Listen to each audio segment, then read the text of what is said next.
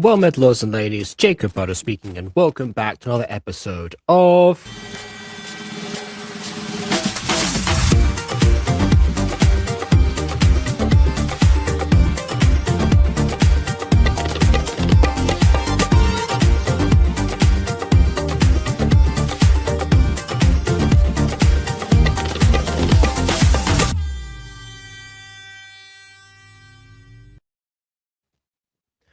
So, we're in the middle of the swing of the odd versus even, or, you know, the pairings up in that sense. But we're back to the main character that we are more accustomed to. Or, or have been up until this moment. I must say, definitely, definitely missed him last time. But it was nice to have that difference. But now I'm wondering like where things are going to go from here for both of them, considering that, Etsuko's path of like finding answers seems to be a bit more a little bit more I guess a little bit more like clearly marked. However, with Alessandro, what is the resolution here? Would it be escaping? Would it be joining the resistance? Would it be, I don't know. It really depends. So with that, we'll we'll go ahead from here. I'm just keeping an eye to make sure that there we go. All right. Okay. I think we've both shuffled around for enough. Hello there. Hello. Can you hear me? Can you see me? Yes, way better than usual. Yeah, you know why? Because I told my mom the Wi-Fi wasn't working at my grandparents' place, and my grandma didn't want to touch anything, but when they were out on vacation, she unplugged it and plugged it again. And now it works really well, so I hope we don't jinx it and it stays that way forever. Ah, so it's the whole IT crowd situation of turning it off and on again. Fantastic. It works! It's magic, I swear. Never believe it's not so. You believe in Well, your all right gasoline. then. How are you? Yeah. How am I? I am sated right now. I was very hungry right before starting this, which explains what's going on in the you the were lack of trying to ignore. munching your life away when we were waiting for the countdown. Yeah, that's gonna be edited out afterwards. But yeah, I don't normally do that. I was just today where I was just like, okay, no, I need something before I start now, because normally I'm like, okay, I can hold it for whatever, but there we go. So yeah, that's basically it. Other than that, what I am is intrigued to get going. So we shall see. All right. Previously on Believer in Gasoline, probably events we haven't seen before again.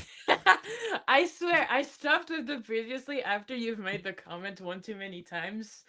Maybe we're all in the future and this is just a retell of the past, you know? It's a retell of. Well, I mean, yeah. Well, I mean, technically, this is like 1969 still, right? So yeah, even if it's an alternate timeline, we're still in the future compared to them. Yeah, and it still follows the Gregorian calendar. Love that. Okay. All right. The implications of that aside, I guess it does, kind of tie into like how like their perceptions and their mythology evolved from that understanding from Christianity. So, it makes sense. It makes sense. I mean, all right. Now, even if it's our same Earth and all in same year, you can still make the argument that because there was like other species of demons and angels, that this world evolved differently than ours. It's the same way, like, my best example is like communication. You see the little thing that Antoine does with the blue screen that didn't exist in 1969, but they can with magic. Yeah, it does make sense. It's the same reason why a lot of magically like they gifted societies don't tend to evolve as much technologically because they don't need to. I mean, I suppose they would need more ways to communicate if one of them was like way above and one of them was way below. Oh, well, you see, that's what owl post is for. I wonder how the owl is gonna survive the crippling weather up there freezing and then down back burning until they have no feathers left. That would be really funny if it just happened one time in the Wizarding World. Just like, wow, what what happened to you? Maybe there's a reason that Errol is so battered and beaten up, and it's not just age.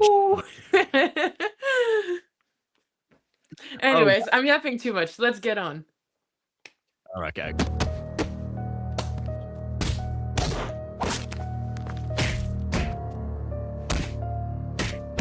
I'm sure if they asked nicely, they could probably get, you know, like a set of like those like protective gloves or something from Sen. You know, if they You were, want them if to they ask particularly Sen behave. for anything?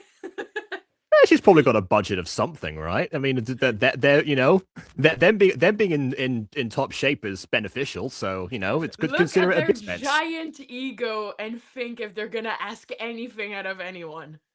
You know, well, I mean, I don't know. If they did, she could probably have a tax write-off. You never know. Yeah, she'd probably be nice to them and give them the gloves, but they wouldn't ask because you know everything is sketchy about that girl. Of course, yeah. I guess that they don't want to be further in her debt than they already are perceived to be. Yeah. True. All right. All joking aside, once again, I really like this choreography. Like it goes back to what I said about like their fight right before. Yeah, they do like fighting a lot. Yeah. Well, you go and do your best voice then, if your voice is feeling better. For Shadow. Do you want me to voice her? I forgot what I did for her voice actually. I'm not sure I want to remind you. Chat, what did I do for Shadow's voice? I trust you. I mean, I think you compared it to something better, but I didn't know it. But I thought it looked similar to Marge's sisters in The Simpsons. Oh, of course. Okay then. All right then. Before I do that, Shadow has claws out. Do they retract like cats? Where do they go? Is it Wolverine logic? She can control to retract them. They're like really into her skin, but it works with magic too, but it's her specific breed. So I guess kind of like wolves, like they don't always have their claws, but they can like show them off more, if you get what I mean. A little bit of magic, a little bit of biology. I'll say feminine Torbeck, but that works too. No, know what? stop Either one Torbeck! of those. Either one of those works, yeah. Wolves do always have their claws. Only cats can retract. I mean, traditionally in Gacha, those bells symbolize cat ears specifically, but they can be, you know, not like there's no like universal rule for that. But like traditionally speaking, that's what happens. I mean, I'm far more concerned about the fact that she has that she has a human ears as well, and that they are pierced, drawing attention to them. I've only just noticed that. Oh, I mean, you'll see at episode 12, we get more of her backstory, but she isn't really like a pure breed of demon. She's a lot of amalgamations of breeding, so even if her claws don't make sense, well, she's not entirely wolf yet. Her kind has been like trafficked and exploited a lot for these kinds of dirty resource works. I'm intrigued by your use of the word "yet" in that. Oh my god, I'm lagging. Oh, never mind, I'm back. No, I'm not. But I won't say any more about it because it's probably spoilers. Yeah, I won't spoil anything. Sorry, I'm back. I was lagging. I think it was actually my internet this time. Yeah, no, really? it was my internet this time. But, you know. Your fault! Yeah, I think so. Yeah. There you go. See, yeah. My prayers have been answered. All of my bad Wi-Fi is gone to you. I guess I've got to plug mine in as well. I don't know. Yeah, just unplug it and replug it again. Yeah, can't do that during stream, obviously, because it'll cut the whole thing. But yeah. Oh, I can't be alone with your audience. Yeah. Well, I mean, you can if you want. Honest, well, you said you were yapping too much earlier. If that ever happens again, you know, you've got a perfect excuse right there. Anyways, go off, pop off with your lines, Jacob boy. All right. I'm not saying to blow my head off, but I expected some effort. I don't want to waste energy just for training with you. Which is honestly fair, considering what happens with demons, like, when they do their magic, it makes sense to not use it, like, during training. Yeah, exactly that. There you go. Yeah, but I do think that she has a really good counter argument, so you'll see. And we can Okay. talk about it after. I love to debate, especially you. You won't be able to control your magic the way you want to. An intense fight, you can't even do it once. I know how to do it. Then show me.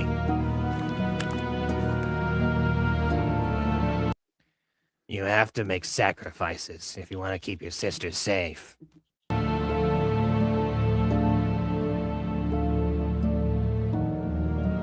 And using magic won't instantly turn you blind.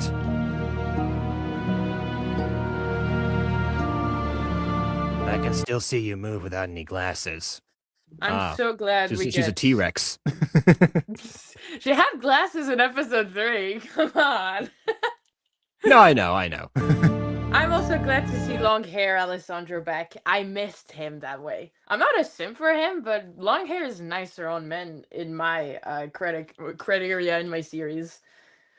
You do bring up a good point, actually, because, like, does that suggest that it's been, like, a long time allowing him to grow his hair back? Yeah! Yay! You noticed with my context clues on the screen. I mean, I know I'm really bad at showing time passing, but I think that Alessandro's hair is a good example of time passing, you know? I think the issue before, like in the earlier episodes, was the fact that that there was so many time passes, like there's so many like different like time indicators, it was difficult to keep track. But them being removed entirely probably means that if someone thought that that was just their hair blending into the background or something, or they didn't watch these back to back, they might have missed that out as well. I mean, It's just pun the opposite intended, I from what you had can't before. go back in time to fix it, but I can learn from my mistakes. No, I know that. Like, I never expect anyone to like, when doing these reviews, to be like, "Oh no, I'm gonna take down the video and re-edit it now." That's never gonna happen. Never what I No, intend. even if I don't like episode 1, I'm not gonna take it down because I've had some people still praise me for it to this day, and I don't want to make them sad just because I don't like it anymore. Just make a remaster, but they'll both be in the official playlist. Yeah. Well, I mean, I rarely ever delete any of my videos. I think I mentioned this before in like one of the editing streams, but out of the probably like around 2,000 videos I've uploaded, aside Wow. from aside from like like backup like files or something, or like different changes of the computers or whatever, or aside from those ones, those don't count. I've only ever, I think, fully deleted or even privated 5. I'm Oh, pretty sure, wow. like something around that. Yeah. I It's will need just to because, like, check how many despite videos you have up. yeah, despite the fact that I have a back catalog of cringe that is wider than the Disney Vault, probably, it's all a part of like like my evolution as a creator and just as a person in general, because I've been making videos for like almost 13 years at the point. So like Yeah. I mean, yeah, that's that's a a good significant point. portion of my life that I've documented. Yeah, so you get to actually see that. It's the same thing that I say about like gacha tubers and wanting to go back and see like their evolution over time, as the, because I've provided that myself, for better or worse, it depends. I mean, yeah, I do But try yeah. to not be too harsh on my younger self because even if episode 1 isn't as good as I would do it now, it was still like little me who was excited to make a series that I had like given up on for a long time, and I could finally rewrite it with better animation, and I would be so proud if I could see where I am now. Oh, okay, you meant like the original first episode, because like I was also because Oh I yeah, was the also about to say, 2019 one can burn in hell. I mean, it's cute, but I wouldn't post it again. I had to delete all of my videos because I had strict parents and was underage back in the day, but now I'm fine. I can keep all of my videos up. I mean, yeah. I think yeah, I pretty much started uploading YouTube videos when I was like actually I did meet YouTube's age criteria barely, so it worked. Yeah, I But mean, my videos being taken down was like the burning of the Library of Alexandria. I would have loved to see those again just so I can make more rewrites. Yeah, exactly. I mean, also KW said like a similar thing that because she panicked back in the day when Article 13 was being put into question with, Oh, that was you know, annoying. yeah, yeah, but she panicked and like basically deleted her entire like five that at that point 5 year back catalog, and that's just gone forever now. Oh, wow. Yeah. Yeah, so the trade off, you know, for me at least, it isn't worth it in that sense. But I also love how like if you weren't describing the original version, the fact that you're saying like, you know, little you or younger you back when like episode 1 came out, it's like that was not that long ago. But this is a very unique thing to gacha tubers as well, because I've experienced this with people who look back at their videos from literally the month prior and like say like how much they've changed or how much that video does not represent them or something, or like how naive they were at the time, and it's like, Oh, come on. guys, come on. I'm not, I was 17. When you grow up, your brain grows up too. So I was basically a different person every day. It's normal that you find some unsimilarities because you're still trying to find yourself. I know some mean- unsimilarities. I just love the fact that like this seems like a unique thing for the gacha community that they have a much shorter time frame for that to happen compared to the average creator. That's what I mean. I mean, I still like to believe that I make progress at every episode I make. I think episode 11 is better than this episode in terms of editing, at least. I hope writing too. But like, this is a continuous series. I wrote it all at the same time. It can't get any better with time. And I hope that I edit episode 12 better than I did episode 11. It's all about making yourself proud. Yeah, absolutely. I can't say that, you know, like every gacha video I've ever made is an improvement over the previous one. In fact, the recent remake that just came out was rectifying the episode I thought was the worst out of the original season 1, wow. which was episode 8. So, you know, not every so it's not as consistent for me, but you know, overall, and that's why there are remakes. But yeah, maybe made an hour-long episode. Oh well, yeah, little you exactly. That's This so is cute. this is the most recent like big project that Bon has done. By the way, that's the joke there. I was in that video. Oh, cute, nice. It's not, yeah, it's not about the side effects. Yeah, Well, no I keep need to getting cast scream in. at me. That's it. I keep getting cast in FNAF projects. Oh, I like despite FNAF. I don't, but I keep getting cast in FNAF projects all the time. That's why it's so funny as a result. Wait, who do you voice then in those FNAF projects? Do you ever voice a official character? One official character and one original character. Which It's one also was based the on the role official? plays, was one of them. The official one was Monty Gator. Yeah, this guy rock and roll. Oh wow. Yeah, no, I just wasn't expecting Security Breach. I'm an OG fan. But yeah, wow. Oh, that's so great for you. You're the rar. I never had a rar line. That never happened. That's not in the back catalogue. Because I've seen what it turns people into. Andrea just sneezes somewhere off in there on Earth. I miss my him. gosh, I I'm wonder feeling where dumb he or is.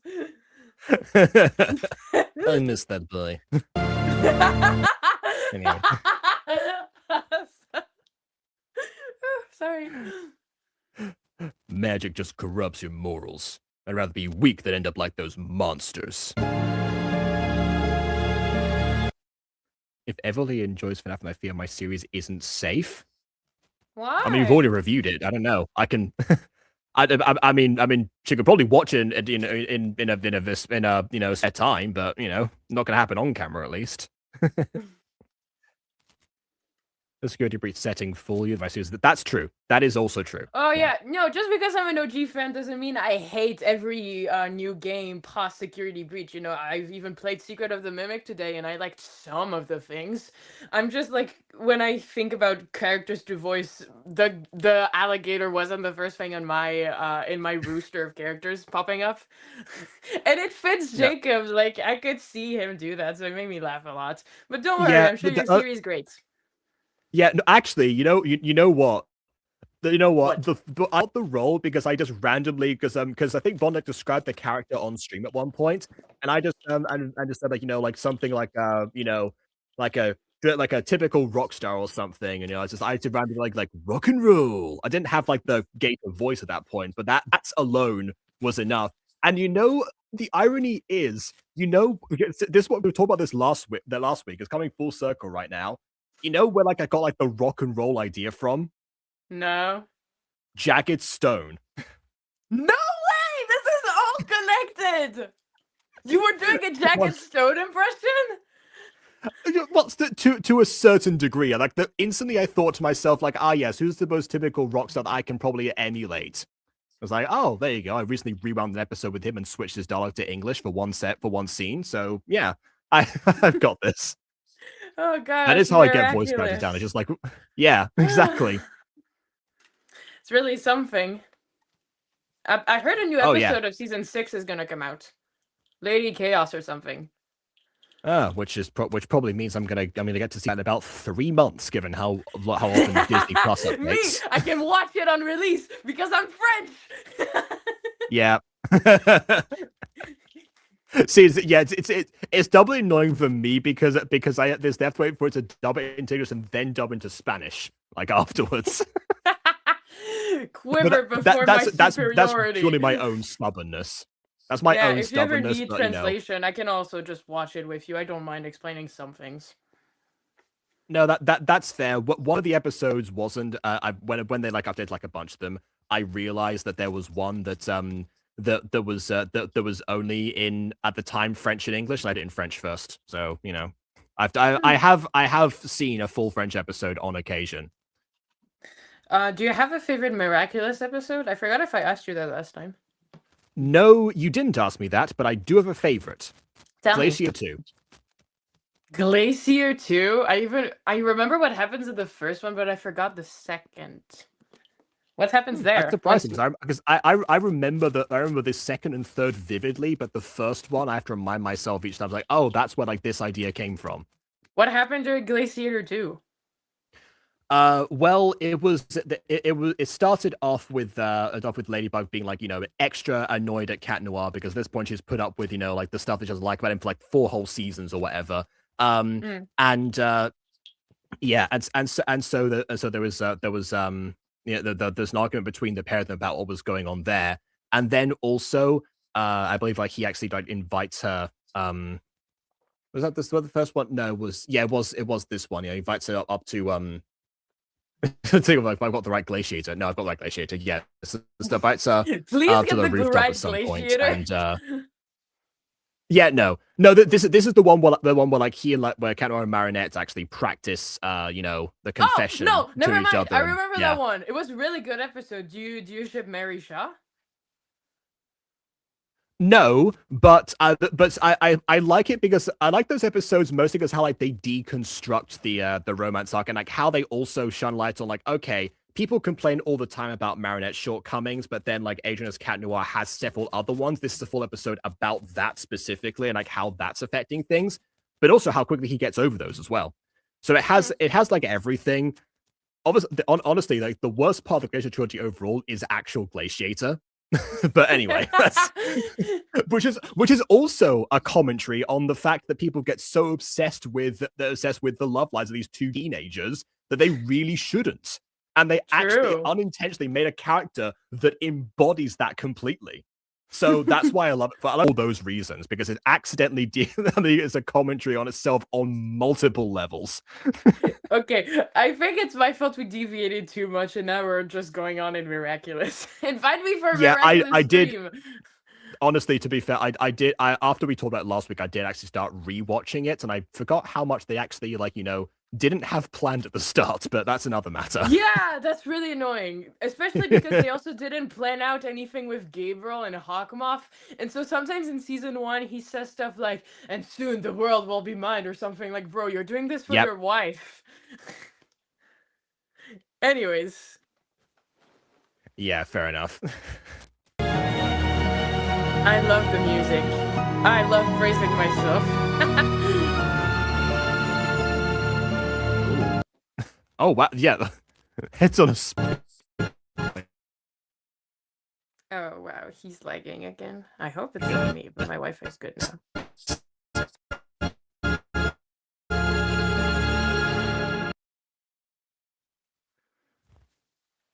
Are you okay? I do love how, like, yeah, we finished the ranting, then it cuts out again. Yeah, why is my episode what great cursed? timing.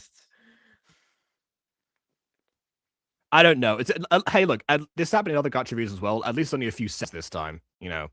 At But least I'm anyway, just glad it's not me. I'm not a murderer. I'm doing this for Itsuko. Yeah, it makes a nice change of pace. Let's just end train today. Oh, forgot about all of these. Yeah, Etsuko, I mean, Yuko didn't stitch all of them up. Hey, go over my whistle. Come on. I still felt like you edited this and it's like, oh yeah. No, it's just because I had the scene in my mind. I was like, God damn, if I drew this, I would give him the sweetest abs ever. I think I already did give him abs in some shirtless drawing I did with a lot of blood. Honestly, if you can paint scars on him like this, you probably can draw abs. No, but it's cringy. I'm not gonna do it like people did in 2018 and draw abs on gacha characters. I mean, it would harken back to the origin of the series. Yeah. Alessandro probably has the most sims in the series, so the fans do get fed sometimes when I feel like it. Oh, okay, fair enough then.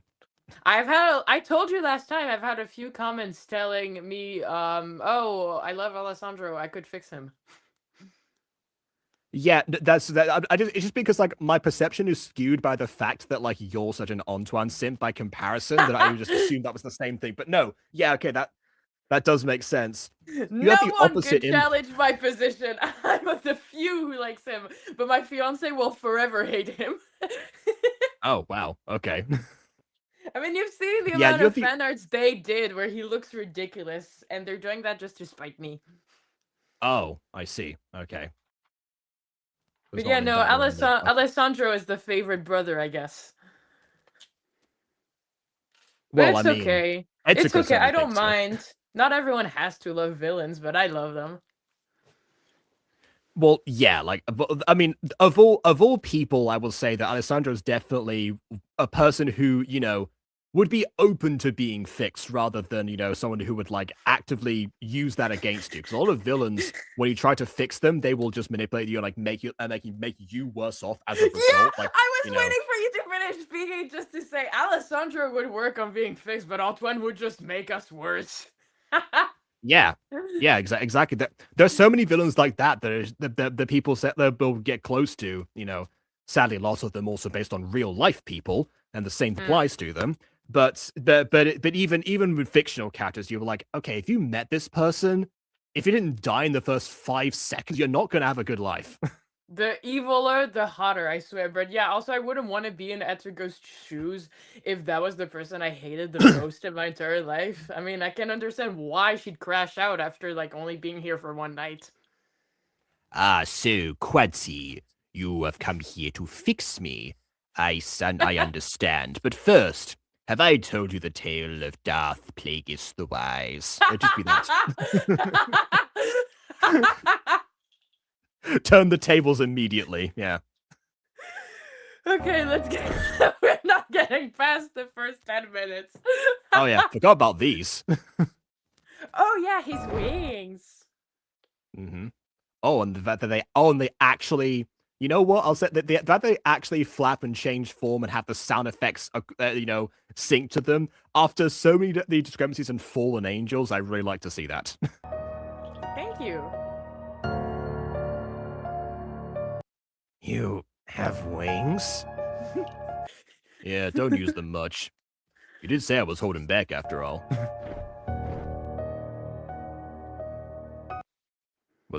Flew out the window from my story not specific enough?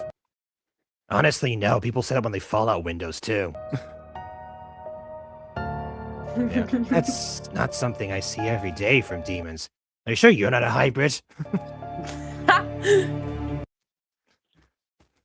That's the point. They draw attention. I mean, if you recall episode 1, even if it sucked, you could see that the original demons, even if they couldn't fly as well, some of them of the like purest ancestors had some wings, but they didn't need to use it because they were underground. So in the form of evolution, most of them didn't need to use their wings, so their wings like degrew from them over time. You know, it's kind of how, I mean, it's the rules of evolution. Yeah, it is. It's like you don't I use will. your limb that much that it just becomes unusable. Well, that's what happened to the human appendix. What's the appendix? Exactly. No, but the thing is, yeah, the appendix was just another organ in the digestive system that's used to like break down much more difficult food, like leaves, for example. Back when we used to eat Oh, but those. we don't eat leaves But anymore. exactly. So now the appendix is basically useless, and only really comes up when you get things like appendicitis, for example, and it becomes a Hmm. problem for you. That's why some people have their appendix removed. It doesn't, and this, not affected by it. Oh yeah. Yeah. Also, most series when they have magic introduced is just a miracle of life and nothing else. But I really like bringing evolution and science into this, even if it's energy being stored into human bodies. That's not really normal. But in an alternate universe with all of our scientific researches, it could have happened. The same way that animals evolve. If you ever watch The Mutant Girl up to season 2, you're gonna have a great time. All the stuff you were saying before about a diverging timeline and and something else that's happening, and now mutations as well. Yeah, once again, you two have had the similar ideas. Even though it was Aiden who wrote the series about angels and not me. Still canon though. You're full of surprises. Oh, I love this little screen. This is my favorite. I love putting it. It's like I'm a full-on movie studio, and I say I present. Oh, I see. Okay. What do you mean? Stop making fun of me. Believer in Gasoline presents Believer in Gasoline. Surely it should have been like Évoli Lps presents. I already Believer had in my Gasoline, name at right? the end. I'm not that egocentric to put my name twice in one video. And therefore, the alternative is to have the series present itself. I see. I think that's really nice. You're just a hater, Jacob. I'm so sorry. I had people said to me yesterday on the Camp Creek episode. Can't escape it, apparently. Anyways, you can voice one of Sen's faceless goons. Okay. The angels have not yet made a statement about keeping the hybrid power to... Another last word, probably. Oh no, you're lagging. Serious risk of attack being prolonged. Well, come on. Why do you lag every time it's my turn to speak? Oh, I'm back. You're back. Oh, that's good. Okay, I can finally do Sen. Okay. Yeah. I should be getting news about our intel from heaven.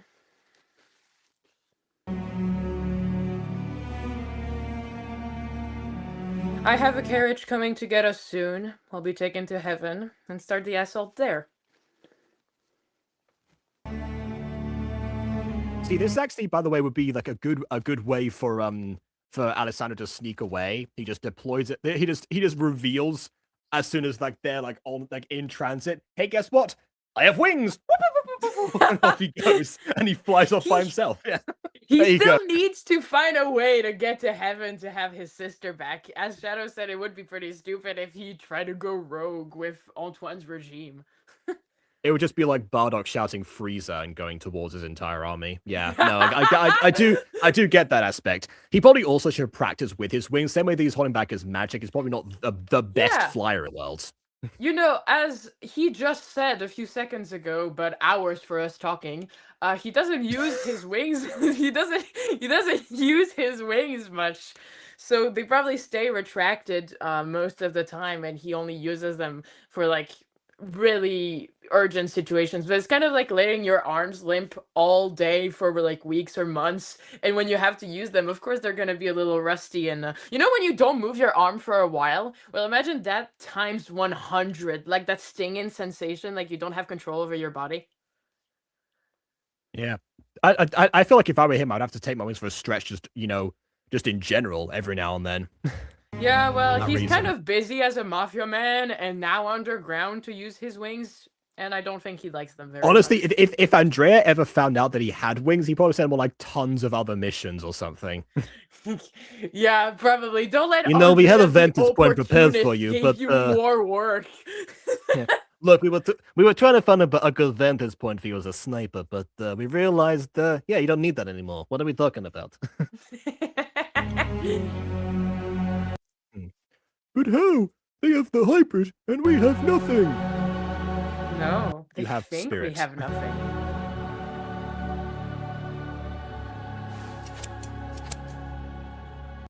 Oh, actually, oh, okay. I like the fact that we actually see like a piece of hair fall off with the cutting there. I am Yeah, and I intrigued by know the you're gonna scissors sound complain effect. I thought it was because it's right back here. I mean, to defend, when you have short hair, I swear it just changes every movement you make. I could be cutting this piece and put it back, and suddenly my hair would just look the same.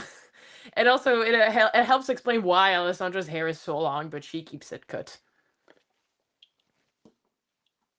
Oh, no, you're lagging. Well, anyways, hi, Jacob's viewers. How are you? Oh, you're back. No, you're not.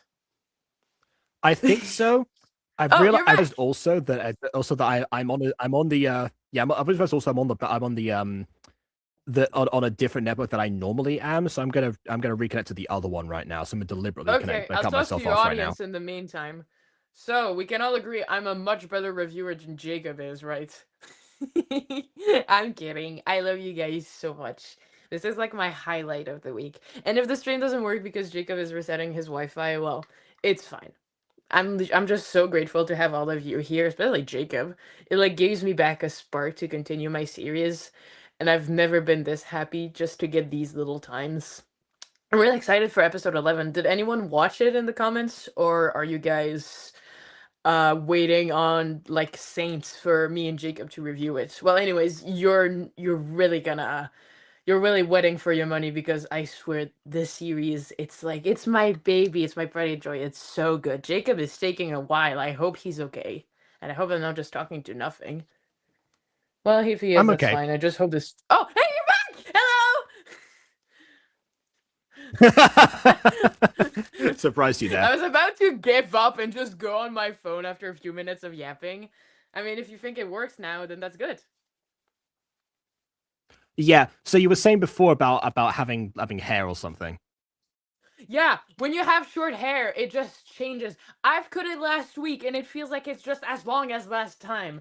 So even if I was just lazy because I didn't want to edit a piece of herself for like the whole scene, in my defense, short hair, the hair just they just lose themselves, you know?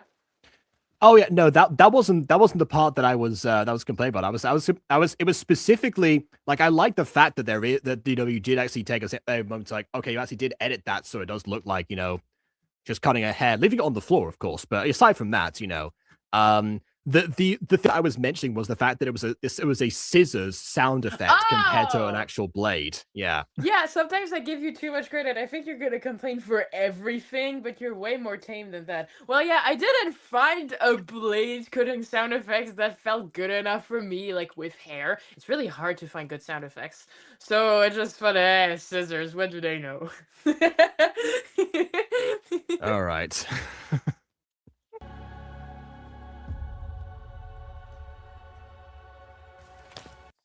Oh, and he's way more, define the physics at that point. He More just typical like Gacha. removed his braid and he let it loose like a shampoo ad. Yeah, that's fair. I mean, I envy his Basically hair impossible to do that in sheets. They Gacha. grow so long and so silky too. I can imagine that scent doesn't give them conditioner.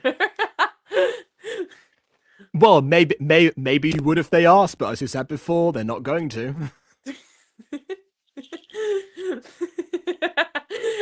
everyone gets the good conditioner besides them. Everyone gets regular shampoos, but they get like 13 in one, which also works as like a body wash, face wash, dish soap, gasoline. Oh, Alessandro, you think you're so much in control right now, but I know exactly what's going through your head right now. Dandruff. Oh god, my iPad fell!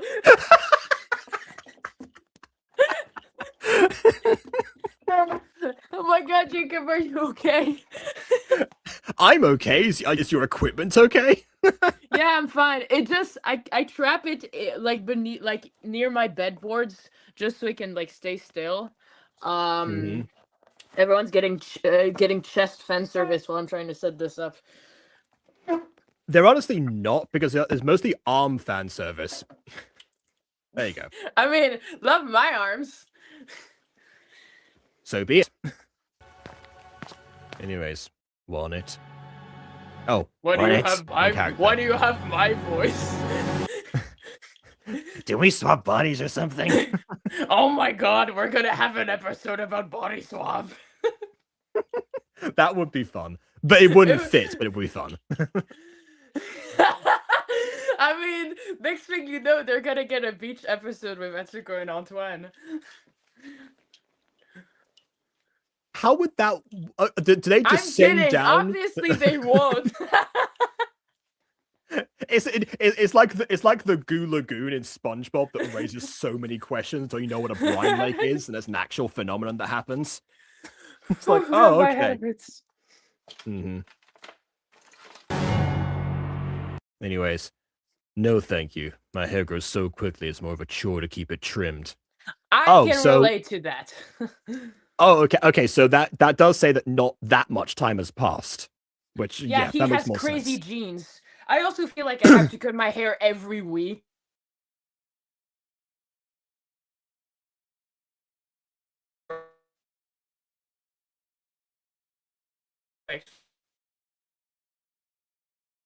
When I had long hair, it would stay pretty stagnant, so I don't have Alessandro. Oh, am I back? Hello? No, you. I don't think you left, or maybe not. I don't know. Did you leave? It didn't feel like it didn't load like the other time. Maybe it was you that left this time. Yeah, I think it was me. For some reason, my Wi-Fi was just gone and suddenly came back. Well, Oh, whatever. We're not gonna I think just too much automatically about it. shut down. I just automatically shut down. I was like, okay, I'll wait, recalibrating. And then Yeah, it's like, me oh wait, too. no, It all no, it's up shut to me to down. entertain this time. I forgot what we were talking about actually. My hair. But yes. Alessandro's hair is way more important. Yeah. Oh yeah. That's this. You mentioned like you know the genes and everything, which is good because I was about to make a Sydney Sweeney joke. Stop me in my tracks. No, we don't make those jokes here. You're in enemy territory. It's my channel. I would rage bait if I want. No. I should have not talked while you were drinking. Okay. Yeah, I was taking an anti-headache pill because it's already starting to but it's fine. Okay, yeah, fair.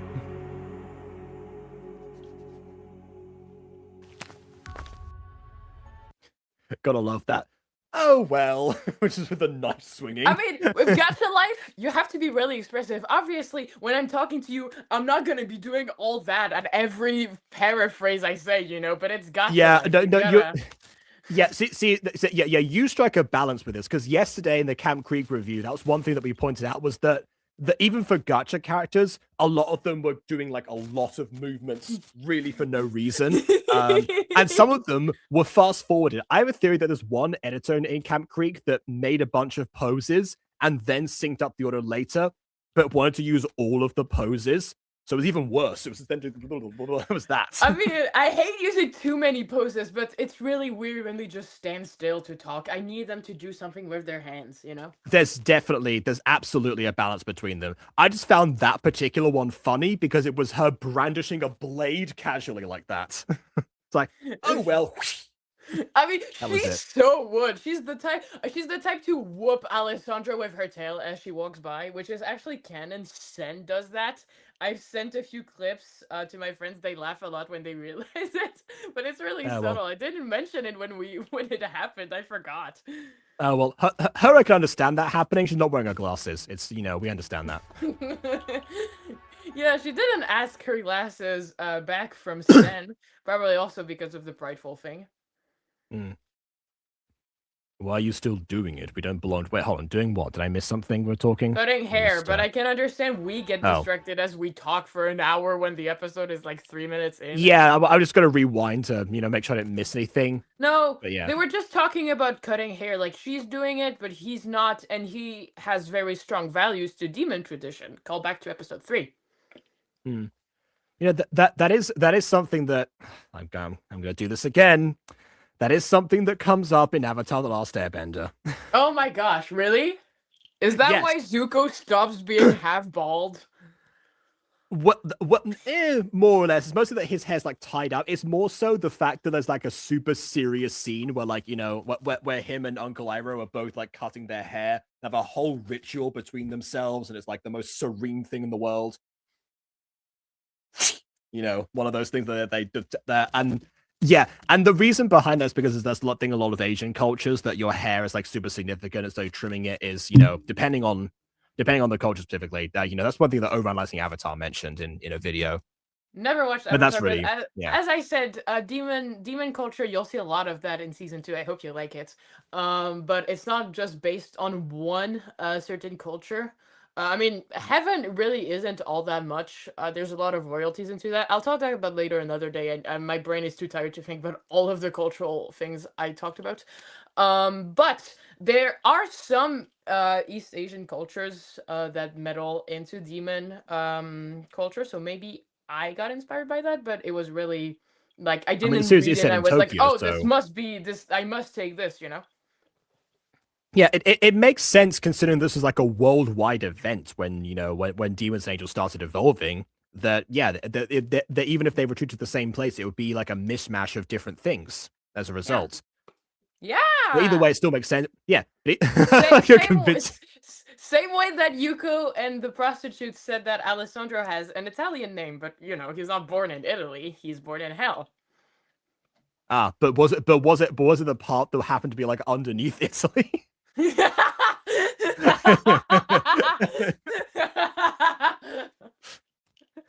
South Italy, very deep south. That's why he's got a southern accent. There you go. Anyways, why are you still doing it? We don't belong to Andrea anymore. Oh, her tail goes down because she's sad. I forgot that I do her details with her tail. It's so cute. Long hair is just not practical for fighting. Very true. In Dragon Ball Z, they do cover this at one point with Videl cutting her hair short specifically for that reason. Yeah. Yeah. But at one point when Gohan is training Videl, like she used to have like these two there's two there's like tails in front of her, but then she cuts her hair in the next scene to a pixie cut because he recommends that for, it was mostly for flying there, but also for fighting in general. I mean, pixie cuts are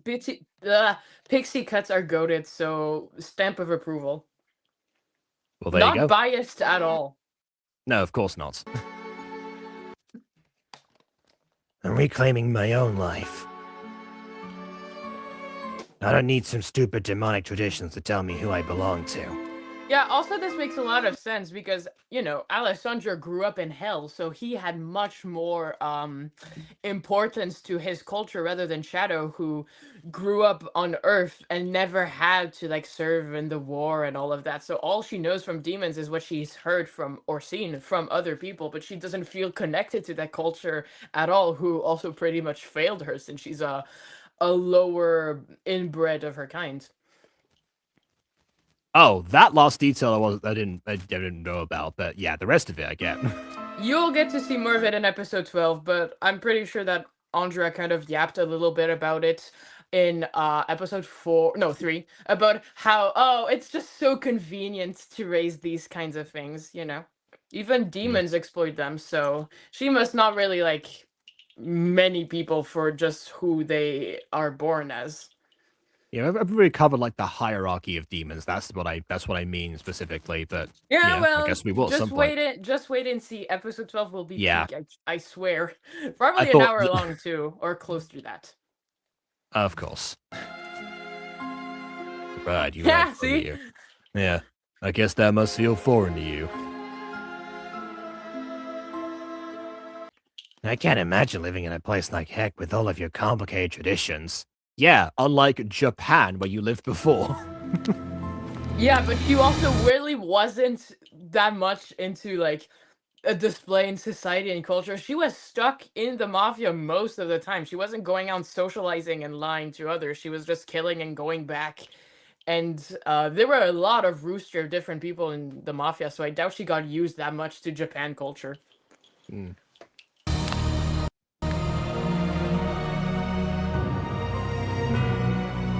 Small detail, but I also love the fact that the speech bubble here actually like followed along, and I was, Yeah, I yeah, like my to speech set things. bubbles. Yeah, I and got the fact more that even the water. shot change, but the speed bubble dimension change. Oh, you got like an actual bottle of water this time.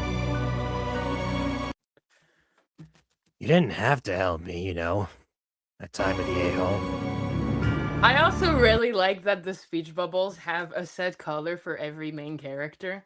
It really helps me a lot because sometimes I have trouble focusing. And so I can imagine it must help for some people to know, oh yeah, this is the red and black speech bubble, so Shadow is the one I need to focus on, you know? Mm. I did that for the one non-voice acted series I have, except for sometimes I forgot to change the color back and forth when I was editing. But, well. I mean, I do make minor mistakes sometimes, but I try to fix them when I see them. Yeah. Also, no, Pecco and Antoine have the same speech bubble, which gets really annoying when they're in the same frame. So I do make some changes sometimes. Okay. I wasn't just returning paper. Men like that don't deserve to read. I've seen enough of that involving my sister to know.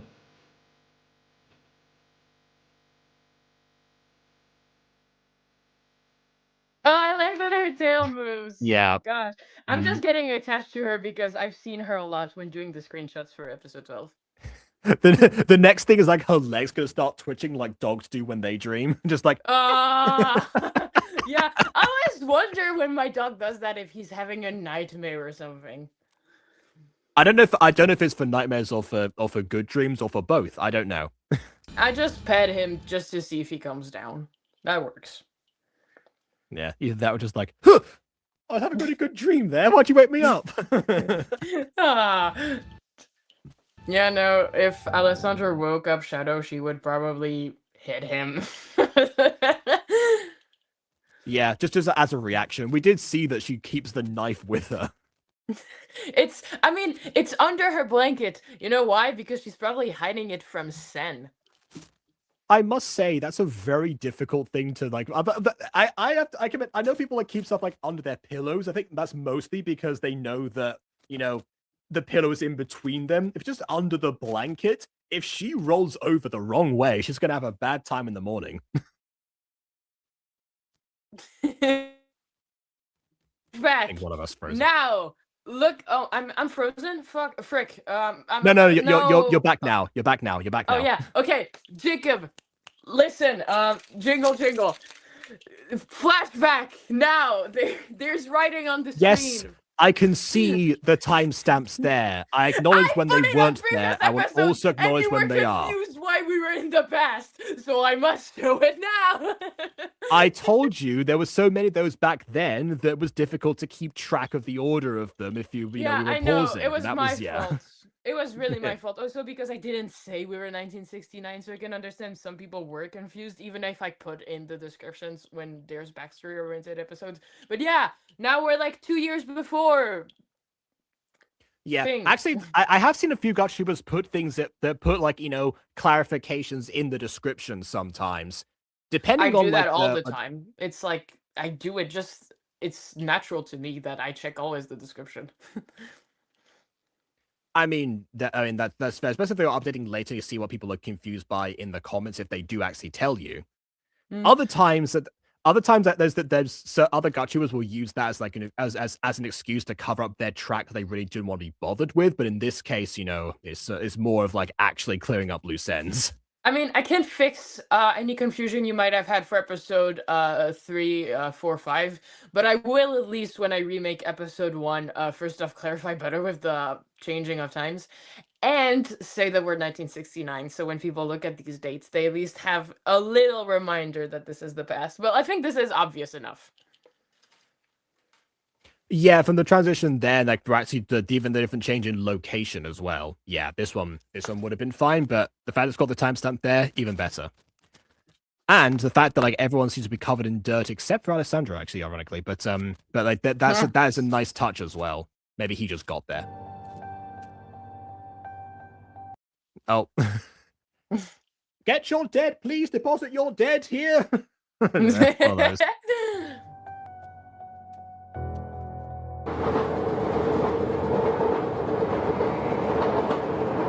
meant to be sound here? Because I think did it cut out or? There's a train sound. Oh. For some reason, I can't hear it on StreamYard. I don't know. You can't hear the loud train. They're supposed to. I think the StreamYard audio cut out for me or something. I mean, I hear the audio just fine, but I'm not sure it's about me if the audience sees from your perspective or something. So that's concerning. I don't know. Audience from my perspective, could you hear the train sounds? Yeah. Is someone in the chat? There are a couple. I mean, there's also a little piano too, so you can't miss it. Oh, that means that Antoine's nearby. Oh God! I wanted to goon this episode. Well, now you can, thanks to Antoine being there. You know. Yay! I'm gonna get my fan. It's over there in my bag, but I don't need it. I saw the fan art you posted, so that's definitely, I saw it was written on it, so yeah, it definitely fits that. Did you like? Yeah, I'm good for today. But did you like it? I like it like about as much as the rest of the fan art. You sent me so much that it somewhat like blends together in my mind. Eat more fan art, Jacob. I'm full. I'm probably the worst person you could ask to comment on fan art specifically. Because I used to get that from some people, even like after, even like with like gacha aesthetics sometimes, if it's not like fan art, but it's just somebody being like, oh, what do you think of this this outfit here? The kind of like, I don't know. Because people want my opinion on everything. So, sometimes like, okay, I'm out of my depth here a little bit. You're a very dear fan to me, so I like overfeeding you with extra content just to see what you think of it. I also did a little animation with Antoine and Etsuko, and I was really proud of that. I hadn't animated in forever. Oh. Did I forget to send it to you? No, I did. It's probably, I saw a couple of video files in the mix. It's okay. Oh, you can hear. Yeah. That's amazing that Jacob can be deaf. We don't care about him. It's all about the audience. It does mean that it does mean that inevitably when we get the song, I'm not going to know when to mute, but But you think I'm pure evil? Of course I'll tell you. All right. Anyways, tiny Etsuko. I mean, she's not so tiny, but she's a little younger because she got her hairstyle before she got it. Yeah, and it pokes over the hood, because of course it does. Oh, come on, you... And underneath as well, okay. But what if her hood has holes? They're really poor, okay? Why? Okay. At least that's an excuse compared to most gachas that just don't bother with that. I mean, I do that sometimes. I remember like doing it with Alessandra with hood sometimes, but I guess I just really like her little braid and I didn't want to forget it. But my fault. If she's trying to hide herself, then it would make sense to hide the obvious braid, even if it does look good. I mean, technically, if I were to draw her in this outfit, which I probably won't, it's not that inspiring, but it's cute. She would probably like, not her braid would stick out this way, but it would probably be like a little scarf, you know? Yeah, either that or it could be like underneath like the cloak part, or going. She already has her wings like underneath that. It's gonna get really overstimulating. Well, Tangled or something. Tangled, like the movie we're gonna cover. Where We're were doing you? that. Okay, apparently. I mean, we're doing one song. It's good enough for me to make one reference. Oh, that's what you meant. Okay, because I was like, yeah, so you. Yeah, let's and cover am the I now entire signing up movie. for reviewing movies Just now? you and I, Jacob, and you do the horse. Okay. Where were you? I did actually at one point like get a request to do like a duet of one of the songs from Tangled, and Really? Which bear in one? mind, it was like Finally See the Light or something like that was called like Yes. that. Yeah, bear in mind, I have not seen the movie in English. I saw it once in Spanish when it first came out in theaters, and that was it. So I had to think look I've up the seen it in song English and and immediately French. try to recreate it. I mean, it's not my favorite movie of all time, but I do like some songs. It was like good. Yeah, fair enough. I remember that one specifically now because, yeah, I can recreate voices very quickly. Songs is a whole other matter. I like singing. Mm. You were gone Hey. for weeks. Oh gosh, the music, it breaks my heart.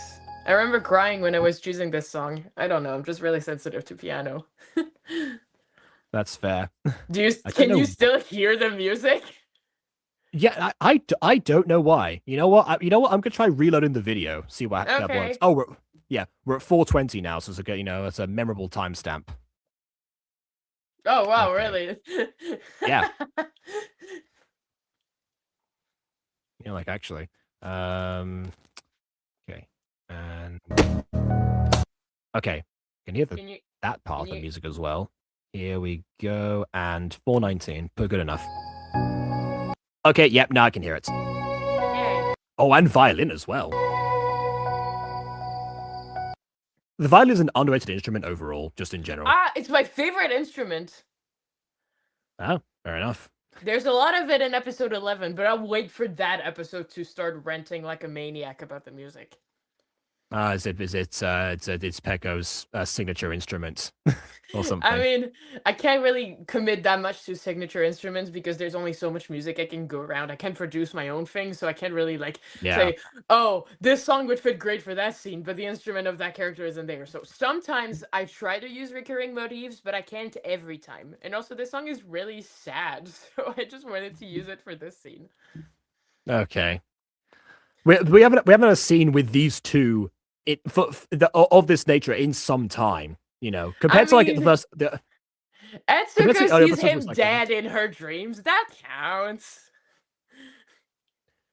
Where they get to interact. Yeah, they're so cute. I miss them too. This was really a breath of fresh air, at least before everything goes even more downhill, that we get some of their time together. Yeah, see, this is the opposite to like how many times they've had either like heart-to-hearts or fallouts in the earlier episodes. It happens so quickly in succession from each other. Now we've had a bit of a breather. Absence makes the heart grow fonder, and and we're off. Also, fun fact, maybe that could help you see the episode in another light so I can talk more. This episode, I've done an insane amount of research about homelessness for younger people in Japan and what they had to do to get money. And to go back to Alessandra's case, one of these things was that they would get recruited to do construction work. And usually they would say, oh, you're going to get paid so good. But the moment you get there, they take all of your stuff and they say, well, we're not paying you because you already, you were in debt to us because we paid for the materials, for where you slept, for what you ate, for the transport, Yeah, and the whole "they wouldn't let me leave" thing, I have seen comments such as the job market in Japan in general being very guilt focused in terms of when people actually want to quit and do a different job as well. So even that works. But yeah, speaking of that line, I'm sorry, they wouldn't let me leave. Too. Oh, you're glitch. Oh, I think no, it's definitely you this time. Oh, you're back! I'm back! You're back. Whatever's back. I thought you were dead! No, that was another guy. They carried him off. That was a different guy. That wasn't me.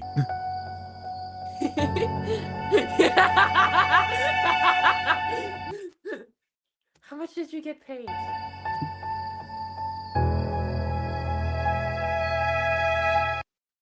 That like side eye reaction alone tells you everything you need to know, and like her response as well.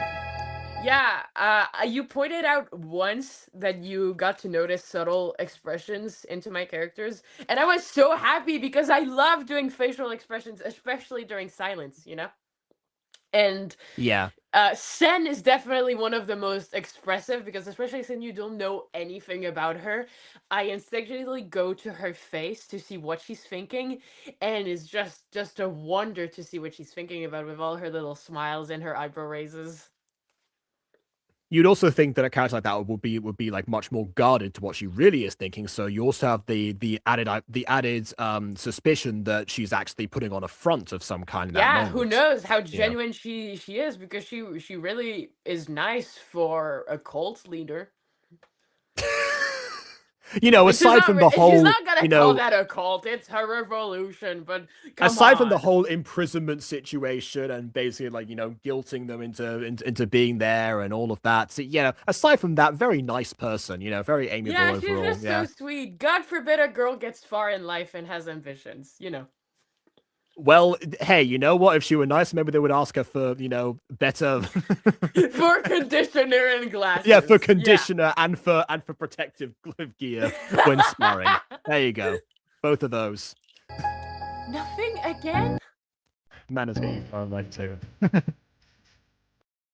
I'll find a better job. I promise.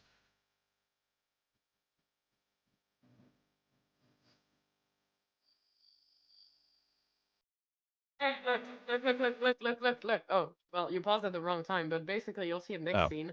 On the okay. side, the garage, there's something painted that says demons can go die or something. You'll see. Ah. I like adding things in the background. Oh well, there it is. Yeah, sometimes I even forget that I know my own genius in those episodes, and I just say what I was about to point out as if I wasn't going to.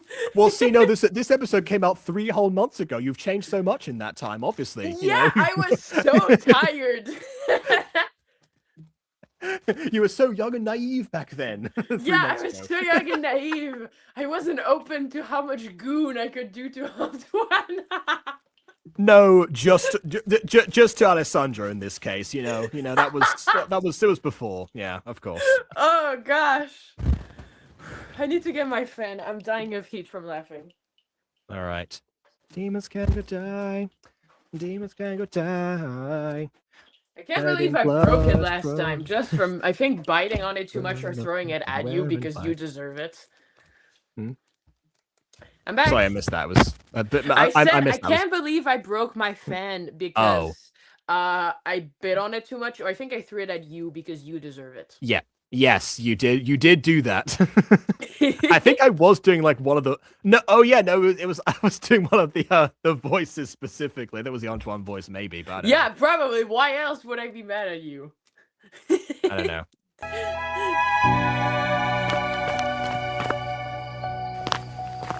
Another very common job for homeless kids to take in Japan was being a courier. You take one package from point A and you get it to point B. Really dangerous. I mean, yeah, I guess it depends on like what packages you're doing and how long the journey is, but yeah. Who will pray for me? I'm supposed to, yeah. Who will pray for me? Pray for me when I'm gone. There you go. See, that's all I thought of when we saw like the, poster there was, Nutty Prus Must Die. Yeah, good song. Yeah. What probably one of my favorites in the actual thing. I was gonna say, was it my actual favorite? Maybe. I did a Nutty Prudes parody, like around this time last year. You told me last time. That's why I also sang the song when we were watching episode 9. Oh, there we go.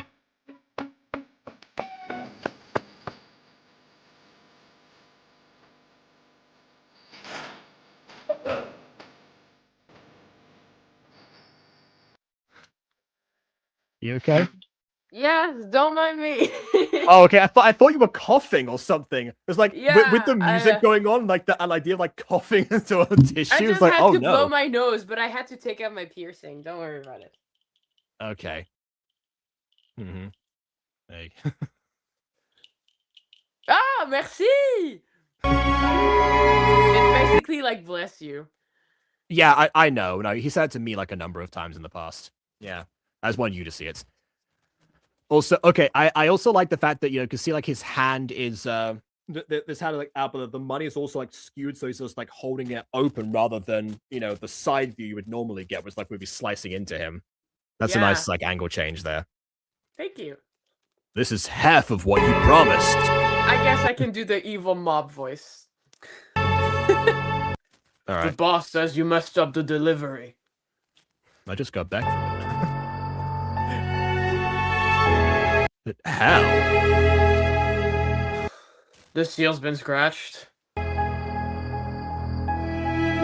Be grateful you even got something. Don't frick it up next time.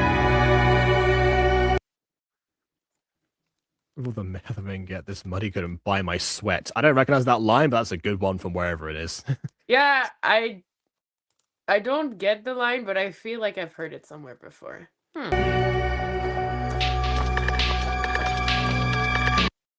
Do you want me to voice her, or do you want to do your best feminine impression? I mean, if there's a number of voices I could do right now, I could just give a Yuka sort of voice. That would be evil. I mean, he didn't meet Yuko yet, so thank God he didn't get triggered by that it. wouldn't work. Gosh. Yeah. Yeah, no, that's what I was saying. Like doing Fred. Like, yeah, like I could do this, but how to use that on Yuko? So yeah, it doesn't really work. It's fine. I'll just do her. I haven't yapped a lot this episode.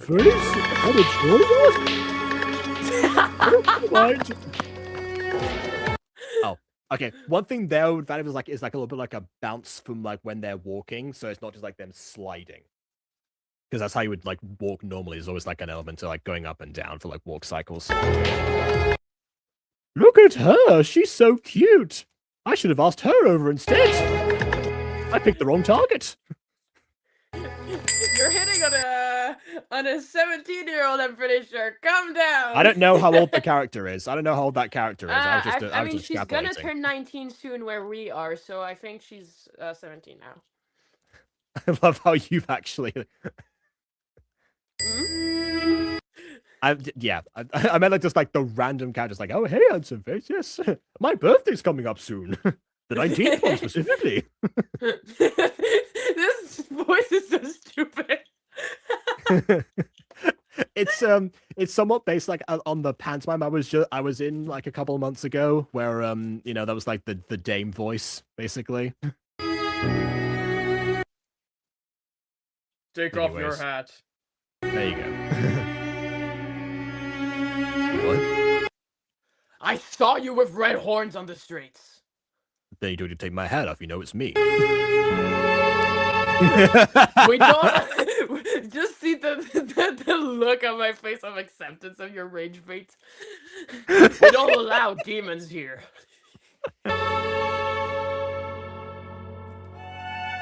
Your kind has burned down our hospital last week. It feels like I'm blowing you, like it feels like I'm blowing you wind, but no, I'm trying to hit you.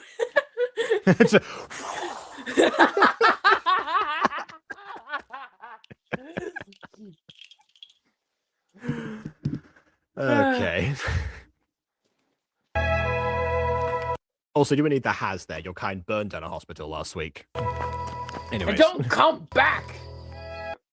I appreciate that he was so committed to like making that he was like still like organizing himself and getting his pitchfork while he was still talking. I love when characters move and talk. I hate you. Hold on a minute. Yeah. Kill yourself. I love when characters move and talk in Gacha specifically, because I'm so used to people even when they have even when they're not doing voice actor stuff, to not changing the perspective of the characters, because it's obviously more screenshots while they're still, you know, going on. I've told people, doing so some of my editors sometimes like complain about the idea of like walking and talking. It's like, well, but it's how people it's how people do. It's not, honestly, get let's say the illusion of walking and syncing up mouths and like going through scrolls to another is actually like much more potent than people give it credit for. But anyway, I'm hungry. I know. This is the worst sentence you can ever hear if you're homeless and you're trying to look out for your little sister. They was like, Yeah. this would break my heart. Ah, she's so cute. Yeah, we've definitely seen like the lengths that that Alessandra will go to get Etsuko food. We saw that in episode 2. Yeah, you're Yeah, the about to fact that see it's it still now. happening. Yeah, yeah. Eat someone. Crazy thought. The place is overpopulated. I mean, don't think Alessandra would love to give her that advice. no, probably not. Stay there. I'll find you some food. Hey, construction boss. Anyone else drop dead recently?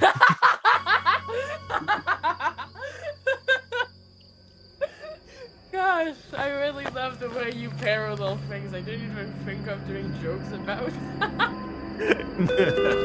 Oh yay, a scene of silence. I love when I don't have music. It gets so tense. Yeah. Well, I mean, you have suspenseful soundtrack at the very least, but yeah, no dialogue needed. I mean, it's not just silence, What do you think you're doing? Oh, stealing from us? That was really well masked underneath there. Thank you! You freaking demon! We'll find you! And look, it's really easy to miss, but on the door of the store, there's no demons allowed. Well, that was already in frame a couple of Yeah, well, I'm just happy to see it, I like pointing out my own things. Oh, and also there's this. Yeah. Ah, well, speaking of finding corpses, well. This is like right next to the store, too. Ah, and then it cuts the ambiguity. Did he find another piece of food, or is that a person? We don't know. That's an onigiri. I'm sorry that I can't have the world be darker. He picked up 2 things from the aisle, but only one of them fell down when the shopkeeper grabbed his hand and it revealed under the coat. Fair enough. I mean, love maybe it. corpses taste like tuna. What do I know? Yeah. Hey, look. This is just the localized censored version. It's just the opposite. They put the onigiri back in this time instead of taking it out. It seemed like I was having to have like the ambiguity of, oh, okay, did he or did he not? We don't know, but yeah. Dark.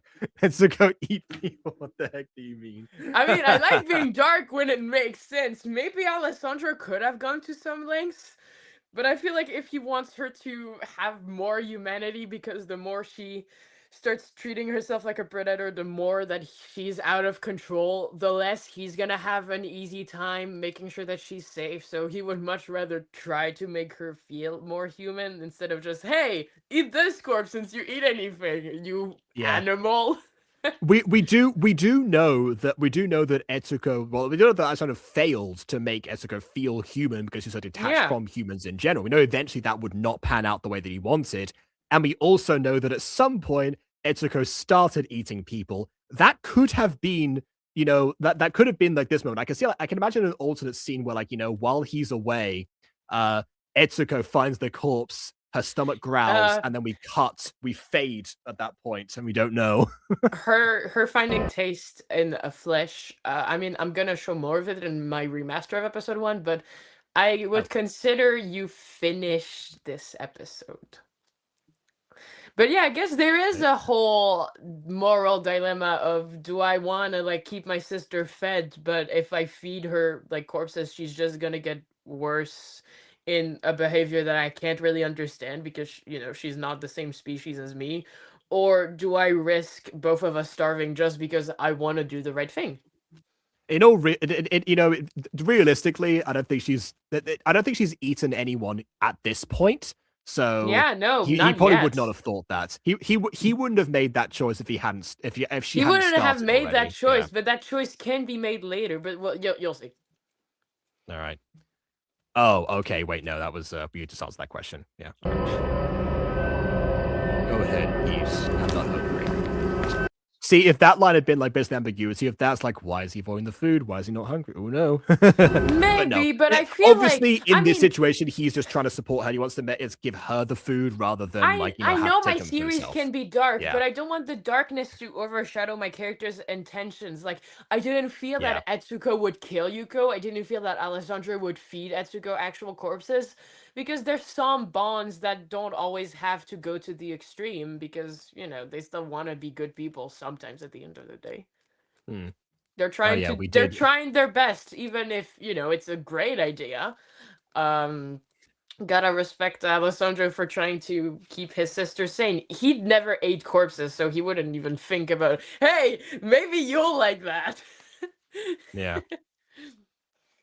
Also, I don't know if you're referring to Emily's actual outfit or while them in the I mean, video, but they're clearly talking yeah. to you, Jacob. Of course, yes. So My this is a amazing. little dress, and I bought jeans with it. Oh god, my iPad fell again.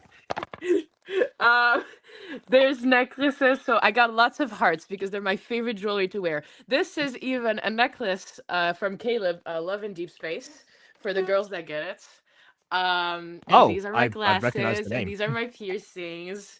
Moving on. Sorry, but I'm just really happy someone likes my looks. That's fair enough. I think Yeah. someone I played said last stream that all I did was just mog you while you were dying, and that just made me laugh so much. That was definitely one interpretation of it. Yeah. It was destroyed last time in general, but not because of that. So Manfit. Well, Yeah, do it. I always have these cardigans because I was inspired as a child by Ben 10 from Ben 10 Alien Force specifically. Oh yeah, I've I seen liked that. that look, and so I pair it up with short sleeves because my arms get cold all the time. I don't like to wear jeans. I always have joggers constantly. It's way better because I am caked out to no end, and so it actually helps to not have something that's like that slim. And I gotta see that cake now, Jacob. You gotta commit to what. You haven't seen like how much this is like actual thigh, but but yeah, like the crown jewel, of course, is well, you can't see because the microphone's in the way. This shirt here, parodying obviously the Matrix and Morpheus holding out the blue pill and the red pill. It's not the blue pill and the red pill. It's actually two different pimientos de padrón, which if you've been to Galicia, which is where the shirt comes from, you know that pimientos de padrón, or padrón peppers as they're called, they're from that region, padrón specifically, and some of them, and they're kind of a lottery. Most of them aren't very spicy. They're paired with salt. They're very salty, but but some of them really are. So the shirt actually says in Galician, one of them spicy, one of them isn't.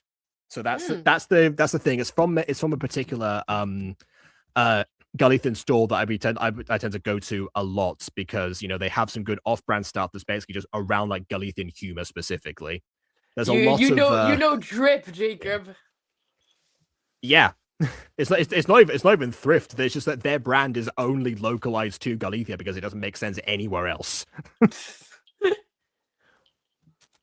But yeah. Members only stream. Oh, come on. There you go. I mean, Jacob, you are more than welcome to duo cosplay with me anytime, and I'll sew us some bunny girl outfits. Do you want to do a Yuko cosplay?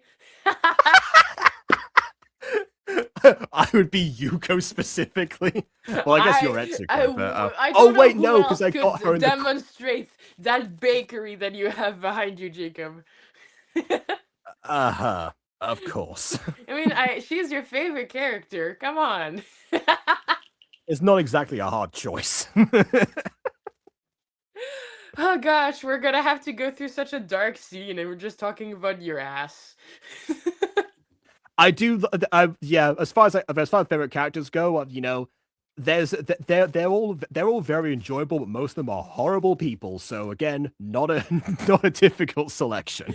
Thank you. I mean, I like when my characters aren't just perfect, pure beings. You know, everyone's got a little, I mean, not as hard as them, but can you blame them in the society that they grew up in? Some of See, them are more understandable than others. this coming from a Miraculous fan actually makes a lot of sense. I mean, I don't like Miraculous, but I like the potential of what he could have been. You said last time you love Miraculous. I'm love getting mixed Miraculous, messages but I now. don't like it. It's not a really good show, but I like the premise of it. There's some parts I like, some parts I really don't like. But it's for another stream. Well, yeah, no, you know, I mean, it's I love definitely it not. because I still yeah. look into like the future episodes coming up. If I didn't like it, I wouldn't invest myself into thinking that maybe it can be to my expectations. You know, when you love a show, you just, I mean, especially you would know, you just want to see it at its top form. Yeah, yeah, absolutely. Yeah, I guess I can't pick a side. Oh no. Which honestly is probably much healthier in that fandom, considering the vitriol some people have for it. That just makes it so like, some no people one, just love yeah. it so much they'll just excuse anything, even flaws of the show. Or And some people hate it so much they ignore the positives. Yeah. Yeah, they just insult it constantly without making actual good points. I loved watching reviews, but at some point it just felt like Miraculous reviews were just turning into, oh, this character is swear word and more swear words, and I hate every character in this show. Yeah, I've seen a lot of those. You know, especially from the Alpha Sisters. But yes, that's that comes up. But and then you have me. My favorite episode is Glaciator 2, and one of my least favorite characters is Glaciator. I don't know if I have a favorite episode. I guess I really like the episode where they get water powers with Siren. Okay, yeah, that's it. Yeah, that's also a pretty good one. Maybe not. Anyways, let's keep going with the episode. All right. With the retcon song for Évoli's interest, I don't think that quite works. What's the retcon song? So yeah, so this is a whole of from when I did like My Street 5 years later, then came to Gacha Review. I have a song for retcons of series most of the time, which is just me going, retcons, they're bad for me and you. Retcons, next time think your story through. There you go. That's it. Oh, wow. Doesn't quite work in this situation, but yeah. So I got to join in more streams. You'll get more info. I do like, again, the lights of that. Also, maybe I probably got inspired by it. Everyone who's seen John Wick 1 knows he gets hit by a car in one scene, but it's only to knock him out. And I thought this was really inspiring, you know? I love John Wick 1. Fair enough. I haven't seen it, so I can't really comment on that one. But I can comment on... It's so good. He's so hot. I see. I mean, I did just reference another film starring Keanu Reeves, so, you know. I mean, like Keanu Reeves' best girl, am I right?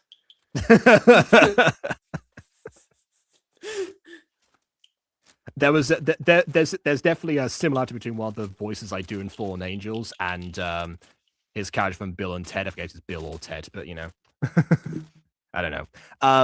But one thing I will say about this scene now, going back to this, the car seemed to be approaching slowly, and then as he was in frame, actually sped up, implying it was deliberate. So, yeah, you know, again, another visual clue there. I mean, basically, like, you know, you see your... I got my driver's license earlier this month, so I know what I'm talking about now. So, you know, you just drive slowly and you see your target, and then when you know that he can't run away because you're close enough, you just... Oh, you know what you're talking about now, do you? You've been through that scenario after getting your license, okay. I know car mechanics. Oh my goodness. Yeah, so so when I was working as a language assistant in Galicia again, there were some students I had who had just got their licenses as well, and they immediately started entering races. I was like, is this a good idea? And then one of them, I just kept on hearing a bunch of stories of just terrible driving in general. I was like, I am worried for you, but also for everyone around you in a vehicle. No, I think I drive very good. I spent so long doing the theoretical tests that I wouldn't want to pass it again. So I'd much rather be careful now.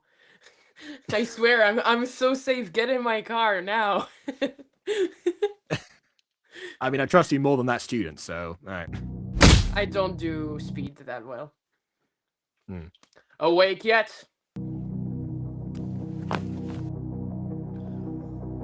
Oh, my bones. We don't like demons like you. Oh, no! Jacob, quick! Cut! Your copyright! Oh, that's the song? Honest from the Okay. Neighborhood is playing. Is that song Honest from the Neighborhood? I think I am very concussed right now. Feeling left and right, thinking you can do whatever you want on our land. Look, all of that sounds really fascinating. My head is killing me right now. Can you just give me like 5 minutes? I just woke up out of being one of them. ibuprofen. I have a headache. I got hit by a car. I need some medical attention, please. Oh, of course. You know, have some aspirin. Now, as I was saying, do you want some water too? Do you want us to call your sister and let her know? No, the blood is in his eye. Yeah, that's probably yeah. Well, yeah, of course it's pouring over him. So, but yeah, Yeah. his spine is in pieces. Yeah, I don't think they have to worry too much about tying him up here. He probably wouldn't be able to move much anyway. If they don't know that much about demons, better be safe than sorry. I guess. Wait. Let's give you a taste of hell again. That was really a cool line. Slightly undercut by the sound effects. Oh, that's so cool. It's also good, I think, like that point is when his mouth starts bleeding, so he is tasting something that probably does remind him of that of home, but yeah. Where are you now? That's a different Gacha song. Where are you now? Yeah, exactly. Just a crossover song. Oh, cutie. Brother. Is this the birth of a connection? Yeah. Ah, there we go. This is the episode where they start their first telepathy links. This is when she becomes Jinora. Astral projects, I guess. Yeah. See, I referenced Legend of Korra that time, not Avatar. I'm improving. Wow, yeah, you're involving your references. Yeah. What is this? Where are you? Etsuko? Oh, wow, I really am concussed.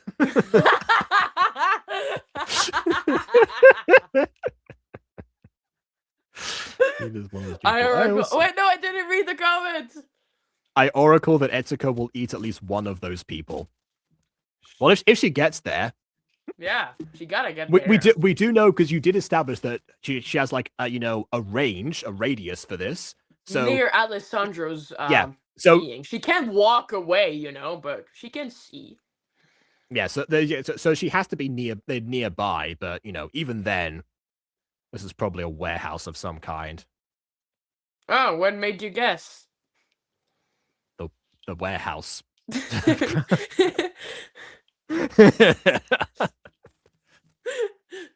is the most warehouse.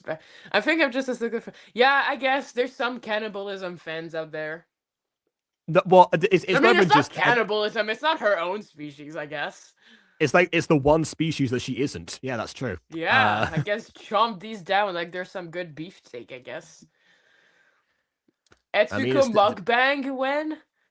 I'm gonna do that when I cosplay her. I'll just eat a lot of meat.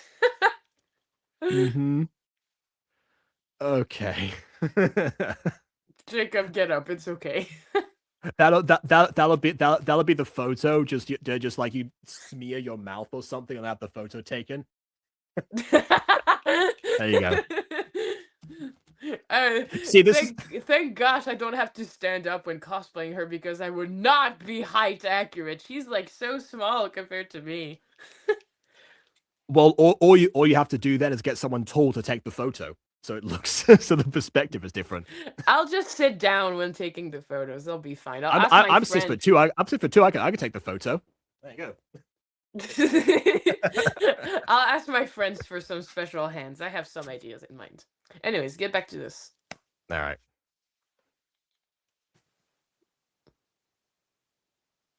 Was that her trying to Yeah, wave she was through like, to see if a hand? Yeah. yeah. There's a really cool sound effect. You'll see when you rewatch the episode with the song on your own. Okay. I know where this is. Hold on. And she recognizes the graffiti with the demons can die. Yeah. I thought it was the cage that was also part of it, but yeah, that too.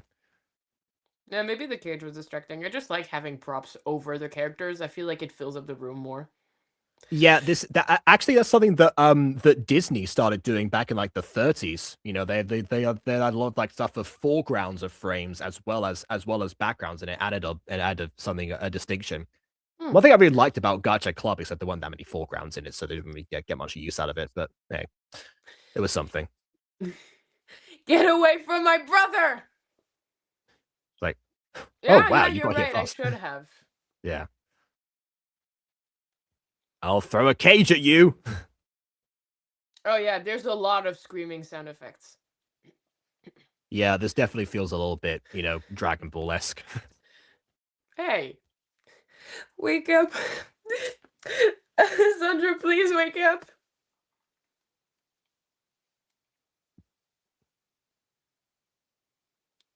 Okay. That's a second concussion, right? I'm not going to go to sleep again for a long time. I think the darkness works in the favor of censorship. You see the guy behind Alessandro? I think I still have the file somewhere. When I drew the corpses, he had his intestines like all the way out, but the darkness covered it. Yeah, I was going to say, I didn't even notice he was there because of how dark it was, but yeah. Oh, come on! This is very bright for me. I mean, not that bright, but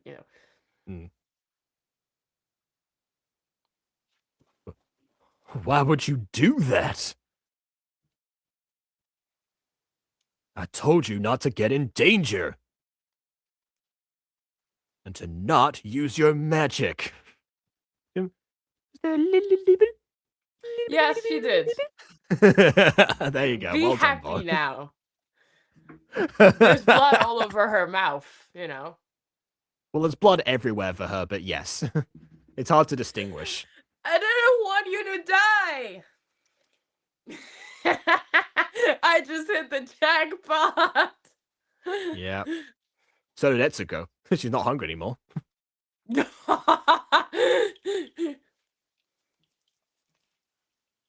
No. I'm sorry. Thank you for saving me. That fan's gonna be really broken after this.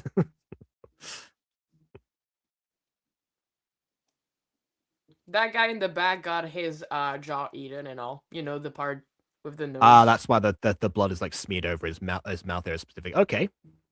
She's good for weeks. Oh, is she like like animals hey, she that like didn't hibernate? start like home cooking this, She just took nibbles. Calm down. I'm guessing that what he means is that she can now like she's got like enough like storage now. She can hibernate for the winter.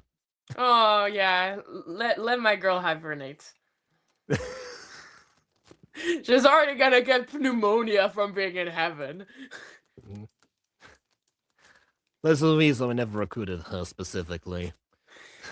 Too many Earth days. You're a good girl. There you go. You're welcome, all of the Alessandro Sims that apparently exist. Oh, if they're here, they're gonna be very happy. But I didn't goon from it because I was like too caught up in the sweet moment. Validating her even though she killed everyone. It's really cute. Yeah. Because he doesn't want her to cry, so he's saying, "Oh, yeah, don't worry, you did great," even though he's like terrified that she did this. Because there you go. She's sweet terrifying, but she's still a kid. Yeah. The sweet moments of that is Dragon Ball-esque. Goku's a force of nature, but he starts off that series at 11 years old. I have never watched Dragon Ball, so I don't know when you say Dragon Ball-esque if it's a compliment or an insult. Oh, I love Dragon Ball overall, so it is a compliment. I've had one guy talk to me about Dragon Ball because we laughed a lot about a singular set of events where he said that multiple episodes were talking about some guy setting a cooldown of like 5 minutes or something. That's a very famous like meme thing. And Yes. every episode, it's still the 5 minutes and then 4 minutes, and like 2 minutes, and then it goes back to 5 or something. It made Yeah, me the laugh runtime a of that is lot. like 5 hours. Yes, it is. Oh, It is 5 the hours. longest fight. It's the longest fight by far. Yeah, they were catching up to the manga when they were releasing the episode, so they had to really stretch it. Should have put like 5 days. So, honestly, yeah.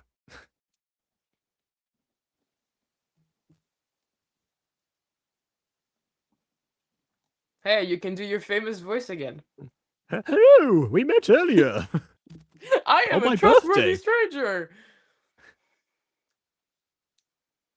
I want to invite you to my birthday party now. It's today, in fact. You're so cute. Do you want a job?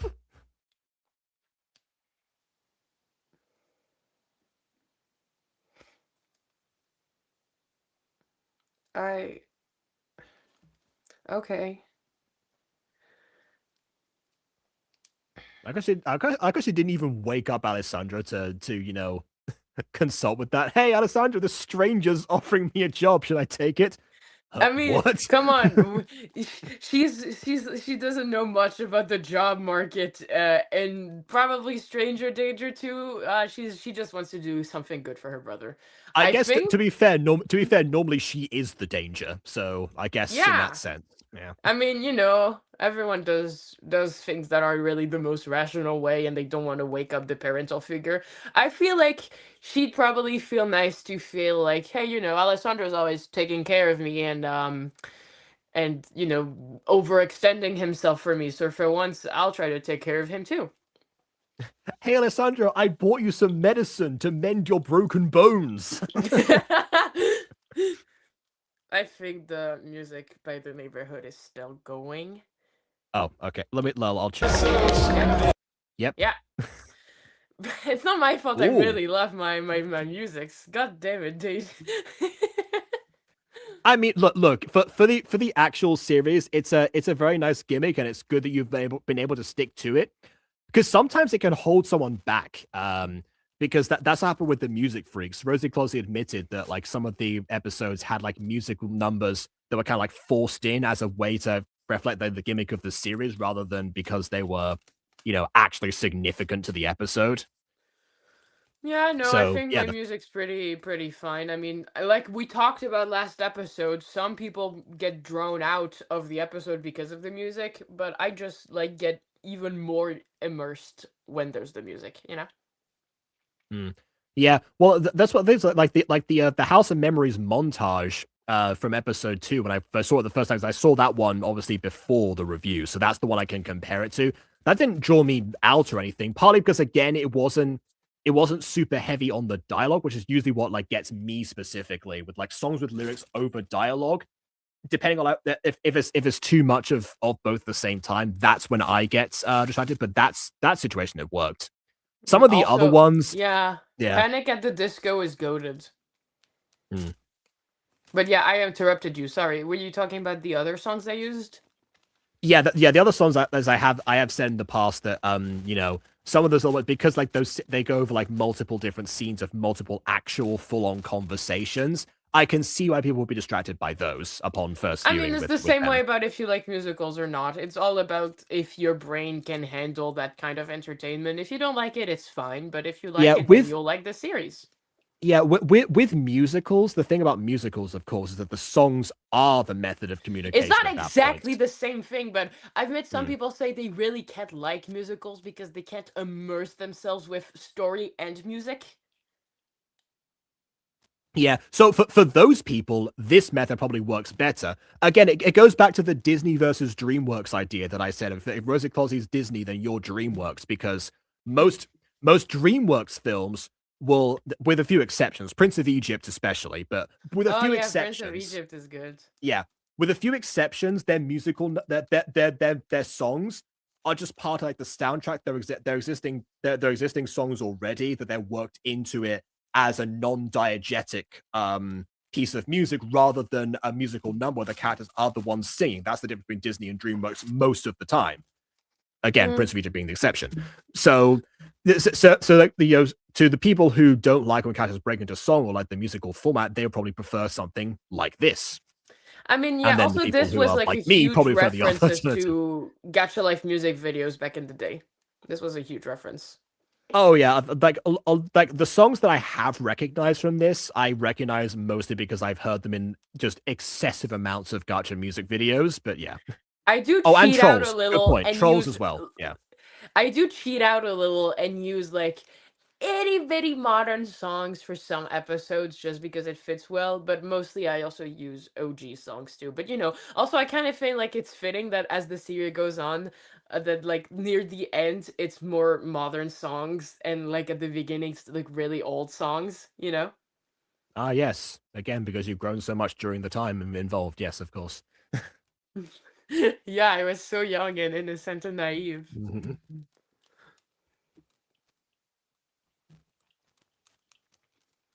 Oh, yeah. She noticed the sign behind her.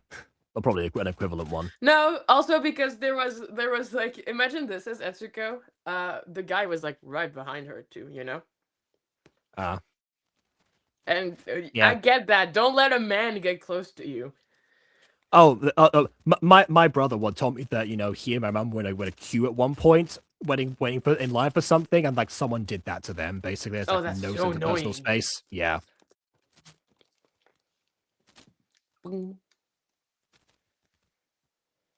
Yeah, he's a fairly muscular guy, so he was able to, use intimidation. It was super effective, from what I heard.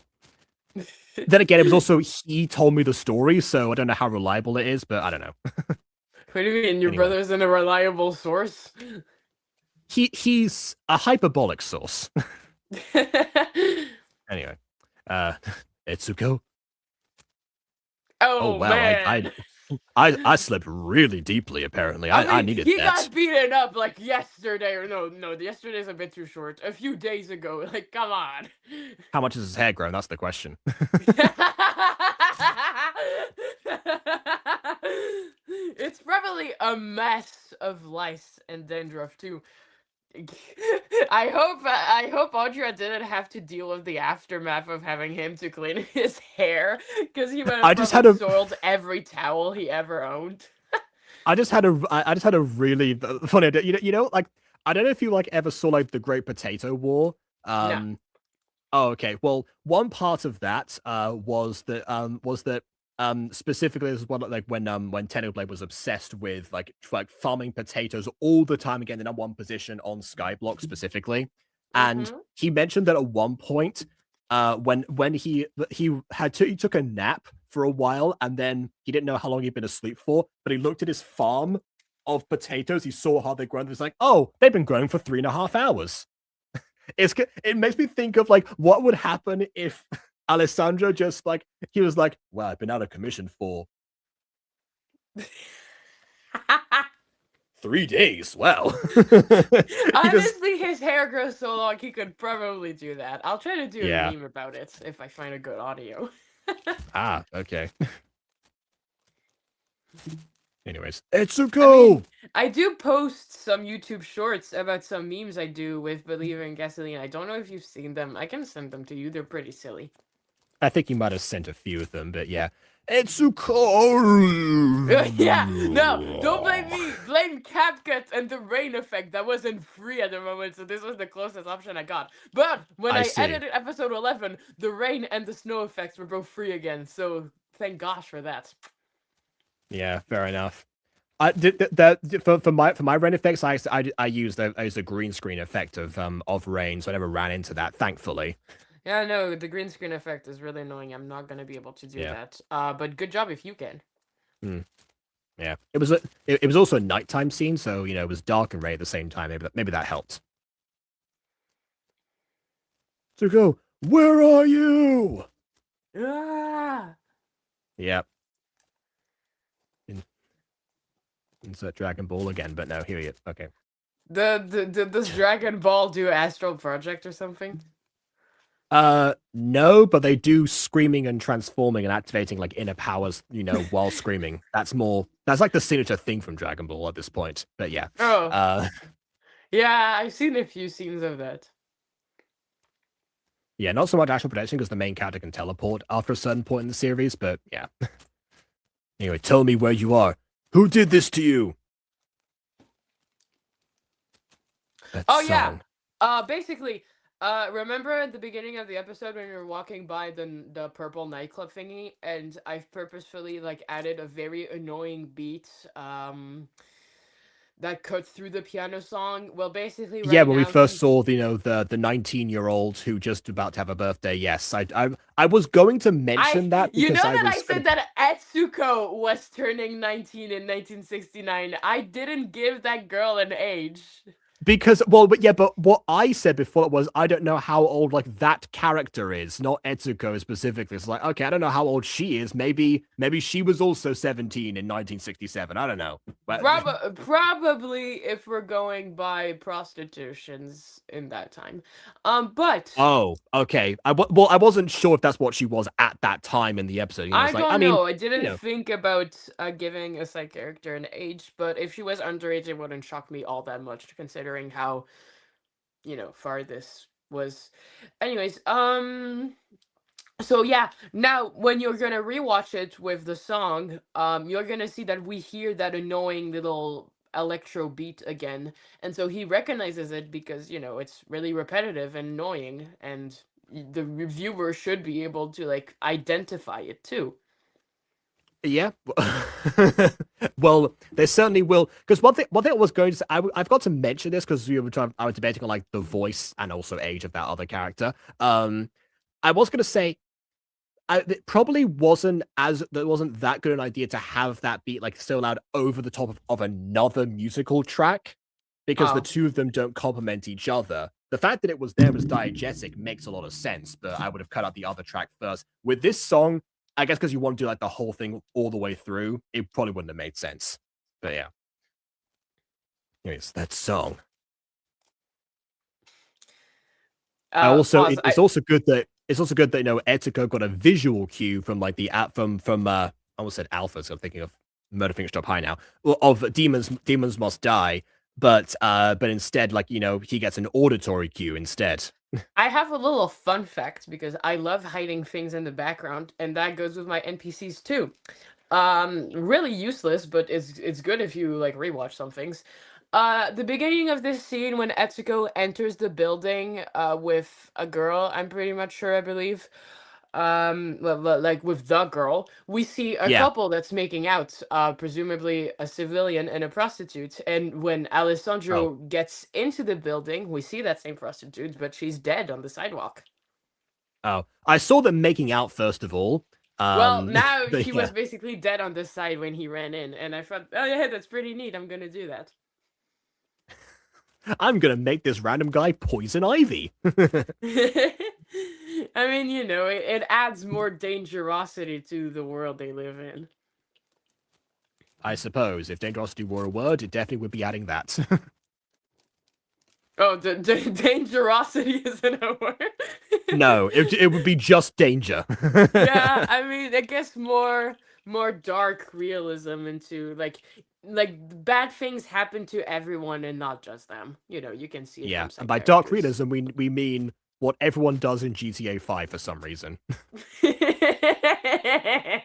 Never understood that.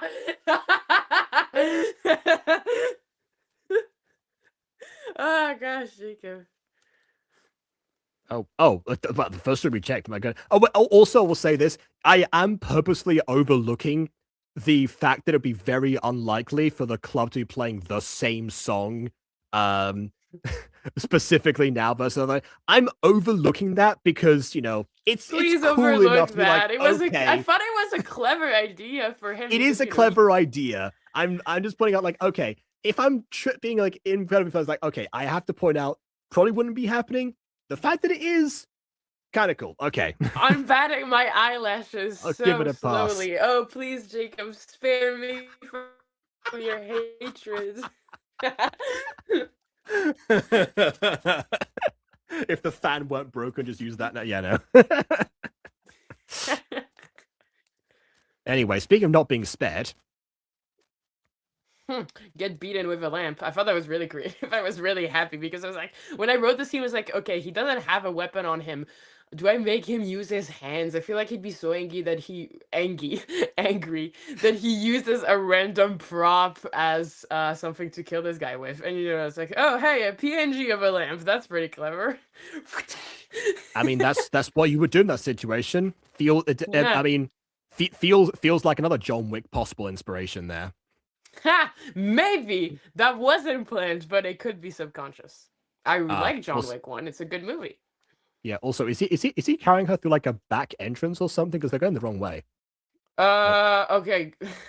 Funny story. I was actually planning on animating that, but I got really lazy. But there's basically like, stairs through the window for like fire escapes. Oh, okay. But I couldn't find a good background of that, so I was like, okay, I'm not gonna do if it. you just kept the window, that would have been a good like way to have like, okay, flying out the window because he talked to Shadow about that earlier. He talked about Shadow when he took her as a baby and then flew out the window to escape. Yeah, so the now castle. now he's taking her as a teenager out the window. Same idea. Can you check if Honest is still playing? Yeah. Like, it should be the end. You were way here than the last time I did this. All right, come here we go. He's just like flying, like bobbing up and down as he's. He would still carry her effortlessly. That's still his baby. Well, okay. I mean, if his wings are that strong, then fair enough, because it doesn't need that much practice after all. Oh, come on. Yep. It's like the end. I'm mad at myself. The music coming back in adds like a different tone to him, like slamming his shirts down. It's like, yeah, he's more like on.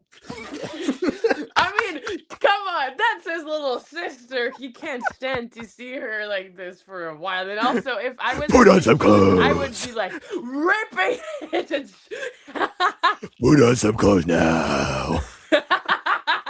Where is your outfit?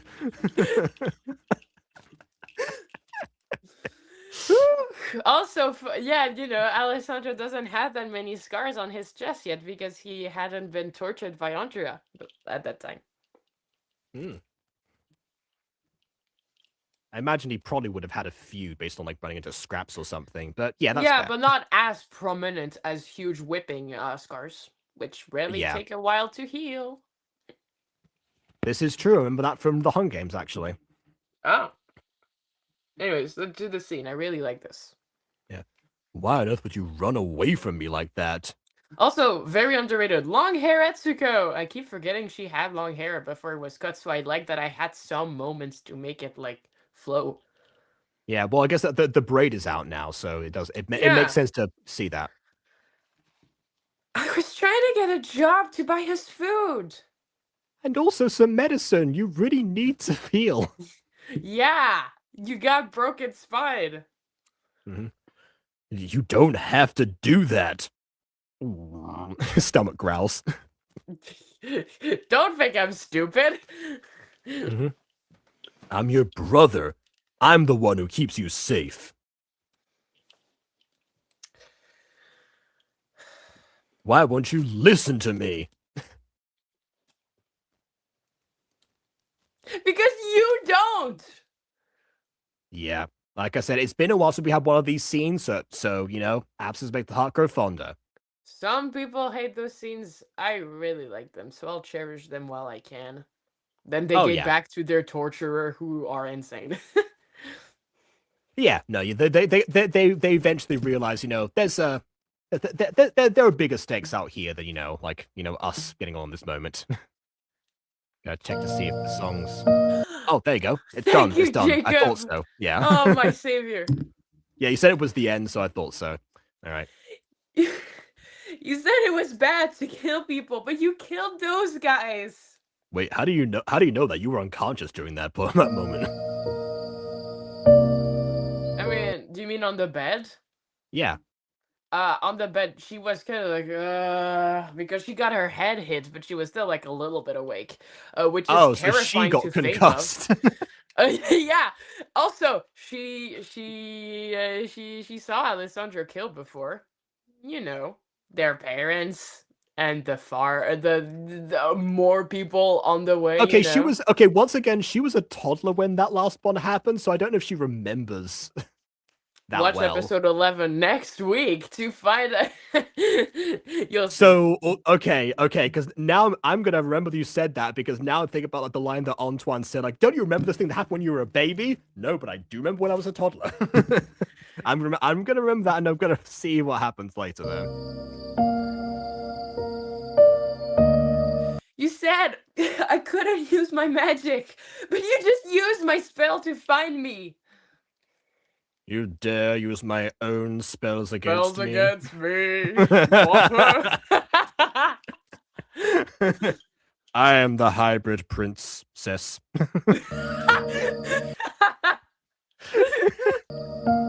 I know everyone calls you it, but please, Etsuko, you told me you were a girl before. My pronouns are in my bio. Believer Gasoli if it was woke.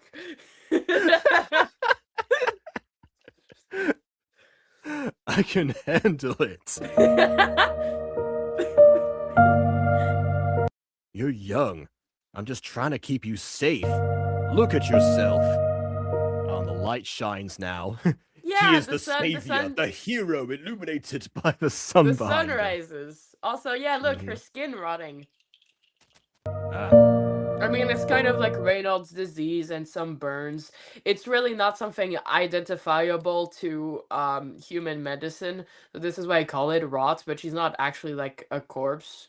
But it could pretty much fit since her physical form can't handle the amount of magic that is trapped like a...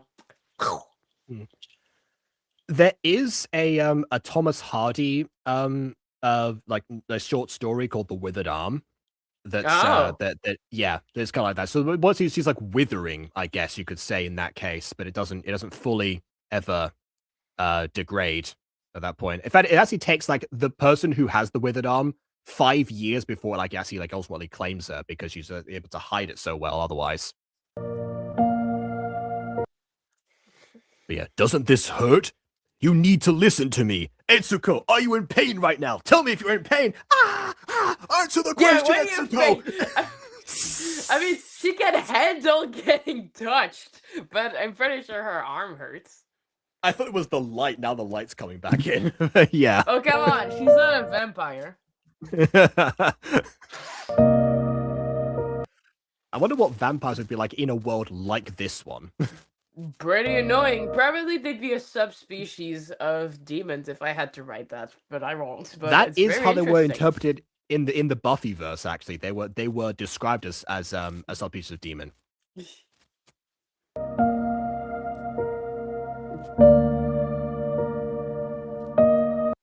But also, Alessandro missed like the whole point of this conversation by a country mile because he's been like, why don't you listen to me? Because you don't. You need to listen to me. Anyways, are you okay? Come on. I'm sorry. Oh, and she pulled back. Ooh, okay. God, that hurts, right? You know, when Yeah. you're like... Mm-hmm.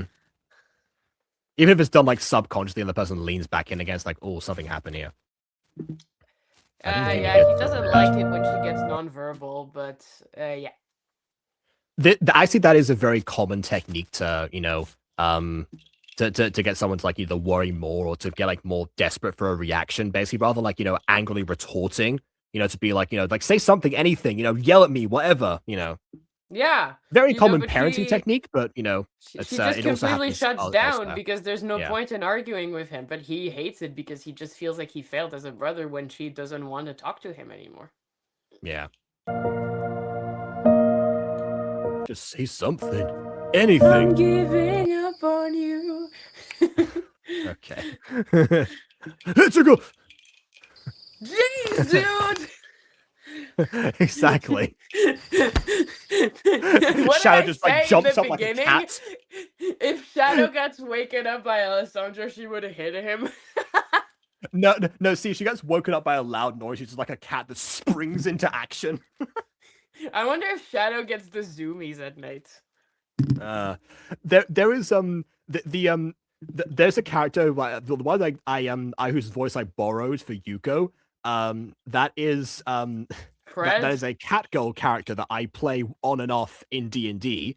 Oh, nice. Yeah, and I have made a point to like have like a few like random cat moments every now and then in certain episodes. Just be like, remember, this is it's what she is. They were in a market one time, and she specifically looked at like for like the wool stand that was mentioned. It's like, okay, there's nothing here that's gonna be interesting for me.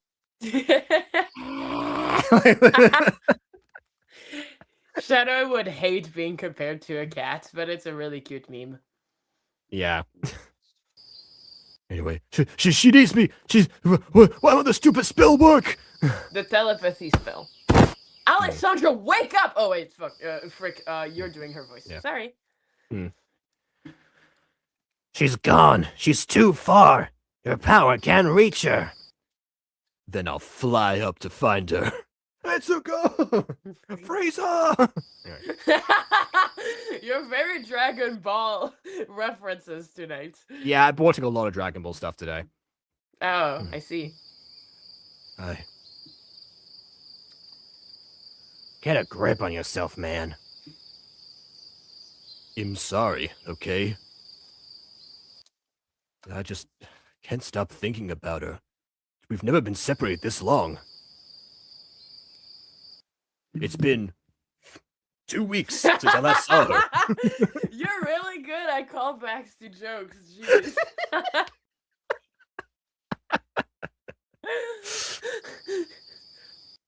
doing 2+ hours stream time, you know, for as long as I have, yeah. Gotta. Yeah, this was like, how long is this episode? 15 minutes? I can't believe how much we're gonna yap on episode 11, who's 44 minutes long. This is why it's gonna be multiple parts. I'm saying that's right now for everyone. It's gonna be like at least 2 parts, maybe 3. Depends. That means I can see you more. Well, again, you're welcome to join other streams if I have them going on. I know, but I need to be in this house specifically. But I'll try, I swear. All right. But whatever thing I'm streaming on Saturday after you know this finishes, yeah, you're welcome to join those. You're really sweet. Yeah. And there we go. But yeah, that was 13 minutes worth of content stretched out to 2 hours and 17. Because that's just how it goes. We were on fire tonight. It's probably about average for us, honestly. Yeah, we've done 3 hours, I'm pretty much sure, for episode 7? Or was it 6? I think it was 7. 6, 7, huh? Yeah. Well, 1967. Yeah, I didn't say it before, but I was thinking it. Anyways, tell me your thoughts. I am all ears. Okay, well, I mean, for the odd and even split, I went to this episode kind of like anticipating more regarding like, you know, like the actual, you know, location, the stuff to do with Sen specifically, and more about that, because that's what you said. That's what the setup that you kind of like implied we were going to be sticking to for some time.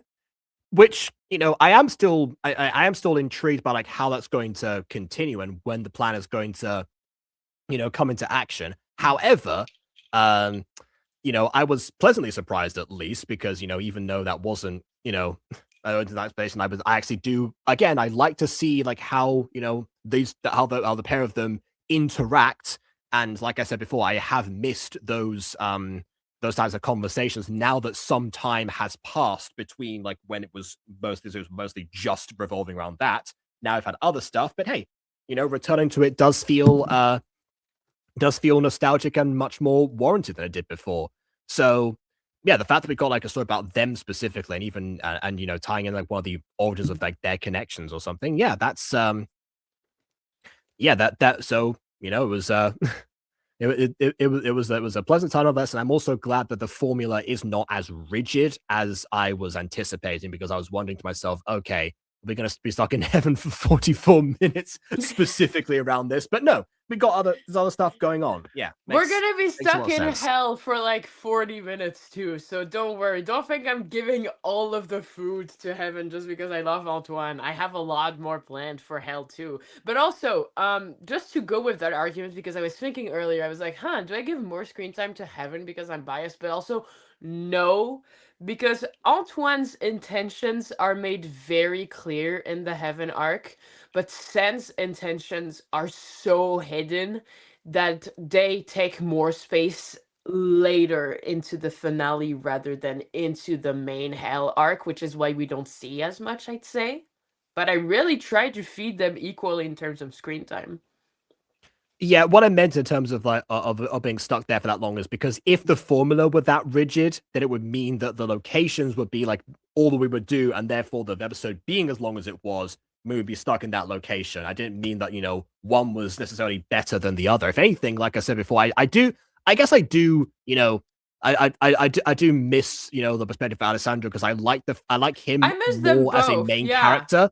I think it's mostly because like that's probably just a bias on my part because I am very like especially mostly because of Gacha. I am very bored of the idea of like the hybrid protagonist being the main character. I think Gacha specifically swayed me away from that because I never realized like how much that was like overused until I saw it in every Gacha video ever for some time. But that's always just a me thing. I'm sure that for other people, they will, again, they like to see, the integrating, even integrating screen time in general is fantastic, whether it's in the lead position or not. And this episode actually kind of, balanced her out as the, as like, sharing that limelight with Alessandro, kind of like, Yeah. on an equal footing, which again is yeah, that is the core relationship that the whole series is based on. So yeah. Yeah, at first I wasn't really too set on her being a main character because I couldn't find like that spark of attention because the story was through Alessandro's lenses because Alessandro has the experience, he has done the protecting, he is doing the job. She is just stuck there. But I'm glad that even if she's equally a main character as Alessandro now with the amount of screen time that they both can shine on their own ways and figure out their issues without each other. But I still think that with all of the insane things that are going to happen with the finale and all of that, and the long episodes where they are away from each other, having one last backstory episode of Etsuko and Alessandro just really reinforces how much it must hurt for them to be like away from each other for months and like stuck with horrible people when they just have always been together for so long. Yeah. The other thing I will say also about like is another bias from me, I suppose, is because when I was in primary school, every time that I would do like anything make believe related, like in recess with my friends, there was one friend specifically who always had to be the most powerful character. He would ask specifically who was the most powerful character in anything that we were doing, like based on anything, and then we would just describe him. So like I was always playing playing these different characters, but obviously everyone's the main character of their own story. So I'm used to imagining what it's like from a perspective of somebody who is not the most powerful in general, or even sometimes the person who's like who's not in control of the narrative. Because there's another friend of mine who kept to like making the scenarios, and he was like the brains of the operation. He had like a whole like recurring laboratory where he just like wherever he wanted, basically. It was like a whole other thing.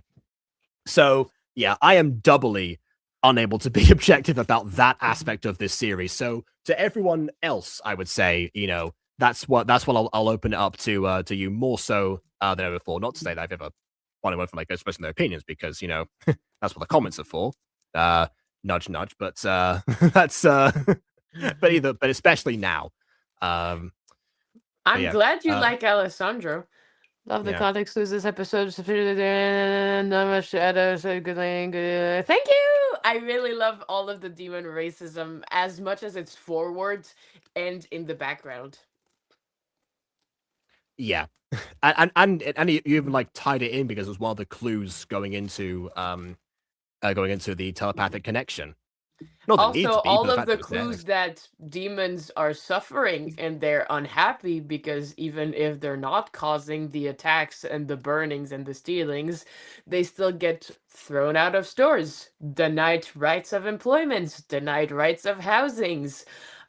And And that's on then you top of the research you did about like homeless teens in Japan and what they had to go through anyways. There's another extra layer on top of that. And I think that also spins back to Sen and how she's recruiting also demons that are very angry with the way the system treats them. So it's not totally unrelated to why so many demons would join her cause, not Yeah, forced like well, Alessandro. yeah, that's the essence of revolutions. Is enough people being angry about some form of oppression and therefore rallying behind a common cause. You know, you Yeah. need that. Yeah, you need that anger there. Otherwise, there is no revolution. Otherwise, there's just people there, kind of vibing. It's not really a thing. I love Alessandro, I love Etsuko, and I think that having the POVs being like at different episodes each is like kind of a breath of fresh air because you don't get too much of one thing. Like you're like, oh, this happened with Etsuko, and I want to know what happens next. But you get jumped right back into Alessandro, so you're constantly like on the edge. And you never get too tired of one main character unless you have favorites like you. But Mm. I think it's a good balance. Yeah, we were clamoring for more Etsuko screen time in general. That's what we're getting next time for sure. I like Um, Itsuko's screen time because she didn't have enough because she was kind of in Alessandro's shadow. yeah. Also, okay, Has so here's the lost. cons from Bon. I just A didn't like her this cheerleader, yeah. episode. She's not enough to, and this has been a recurring issue. Okay, let's go ahead. So if you want me to make her get her independence, make her smarter than she's been made out to be. I want to like her, but she's keep dropping the ball on realistic decisions, making at 17. Yeah, Um, I guess it's also if I make characters that you feel so passionate about that you have an opinion that is whether like or dislike, I still feel like I accomplished as the author to make you feel something. Not everyone has to Miraculous in a like nutshell. my main characters. I've seen people dislike Alessandro because he's taking too much light from Etsuko. I've seen people dislike Etsuko for the reasons you said. But again, if I were to play on her defense, because I mean, you can think what you want, but if you want me to argue on that, I'd say she is not a regular 17-year-old. Uno, she's not a human, so everything she absorbs is from what she sees. And if Alessandro is constantly leaving her no decisions, no of her own thinking to develop her own intelligence, nothing that she can think that she can remake from him, like how she left him at the homeless spot because she wanted to get a job. Well, what does Alessandra do? Alessandra also leaves her to get a job and to come back for money to take care of her. She just Yeah, she's copies and living she just just do. yeah. She doesn't have the maturity that you would expect from a 17-year-old in our actual timeline because they would have maybe more critical thinking because that's what our brains do, even if we're not raised the proper and correct way to have our own decisions. And maybe even if you have someone overbearing in your life that doesn't let you be your own person, um you can still make decisions that are rather naive and innocent and don't make a lot of sense for her age.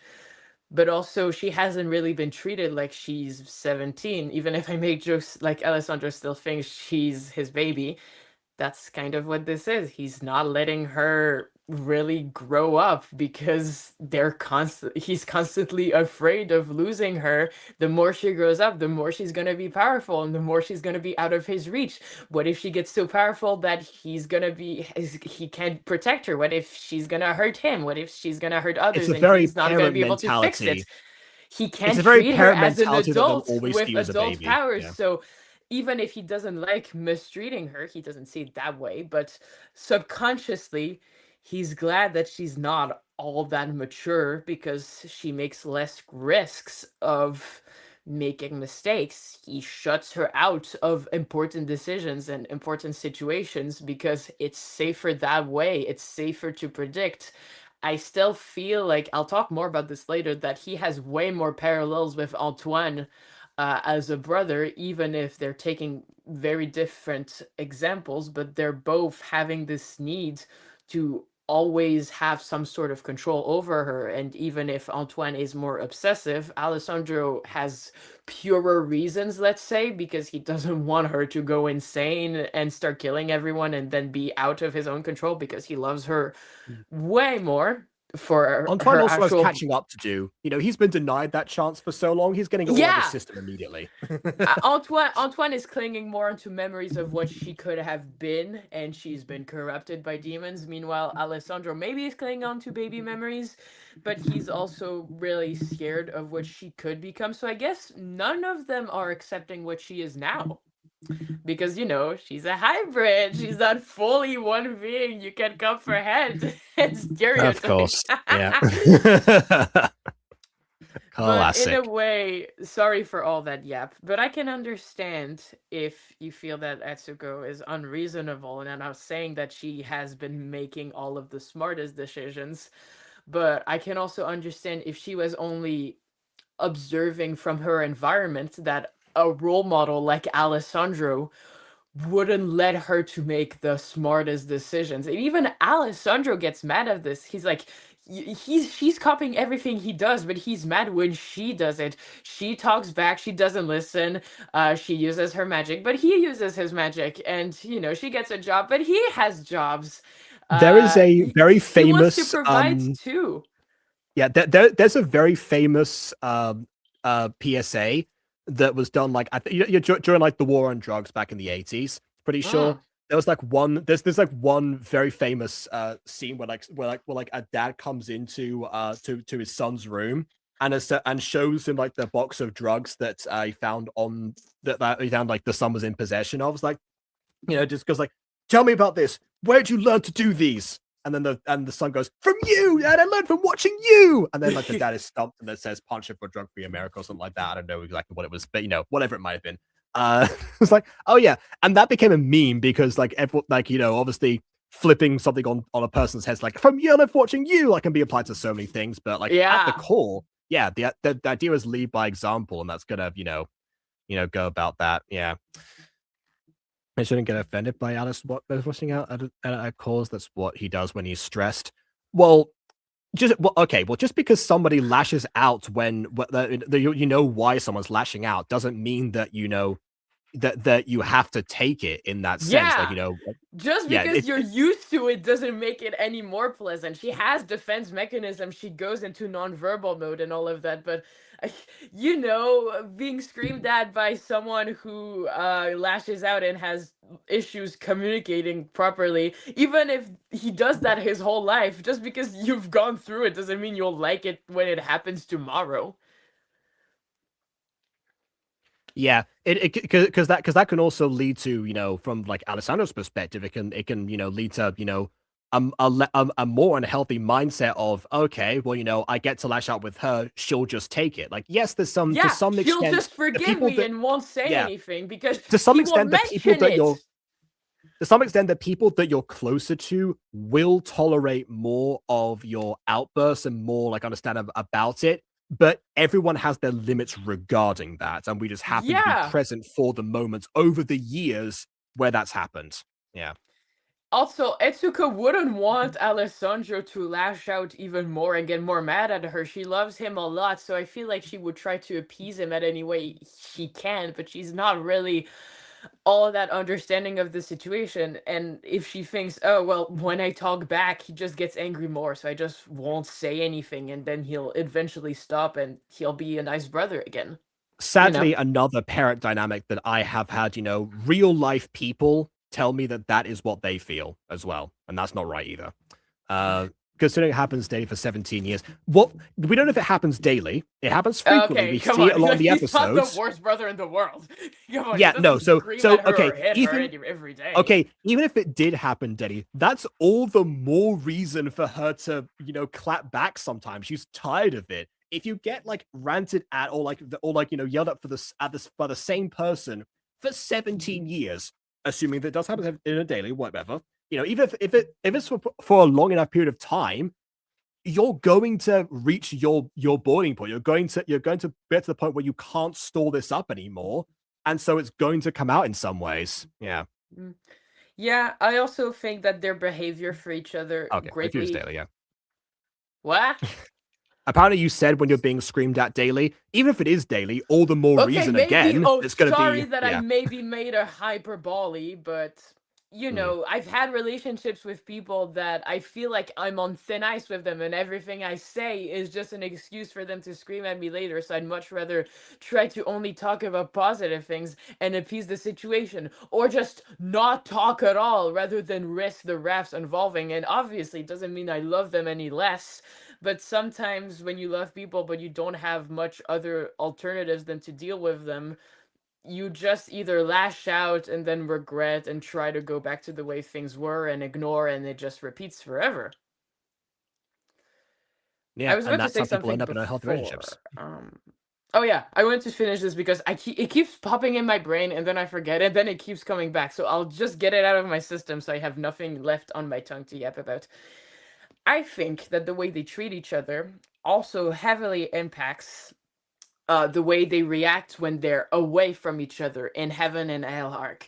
For Alessandro, it's really more of a lack of control that he doesn't know where she is, so he immediately starts to feel panicked, and he would also almost, if Shadow wasn't here, be prone to do irrational things that he would never do because it's really stupid to go to heaven on your own. But he Razor! but he just has lost a sense of self if he doesn't have Etsuko to constantly protect, because that was kind of an extent of his every goal and his every personality, and now he's having to deal with that when Shadow is actively calling him out for how all of his protection is kind of setting up Etsuko for what he's trying to avoid in the first place, and he has to learn to take care of other people that aren't just his sister.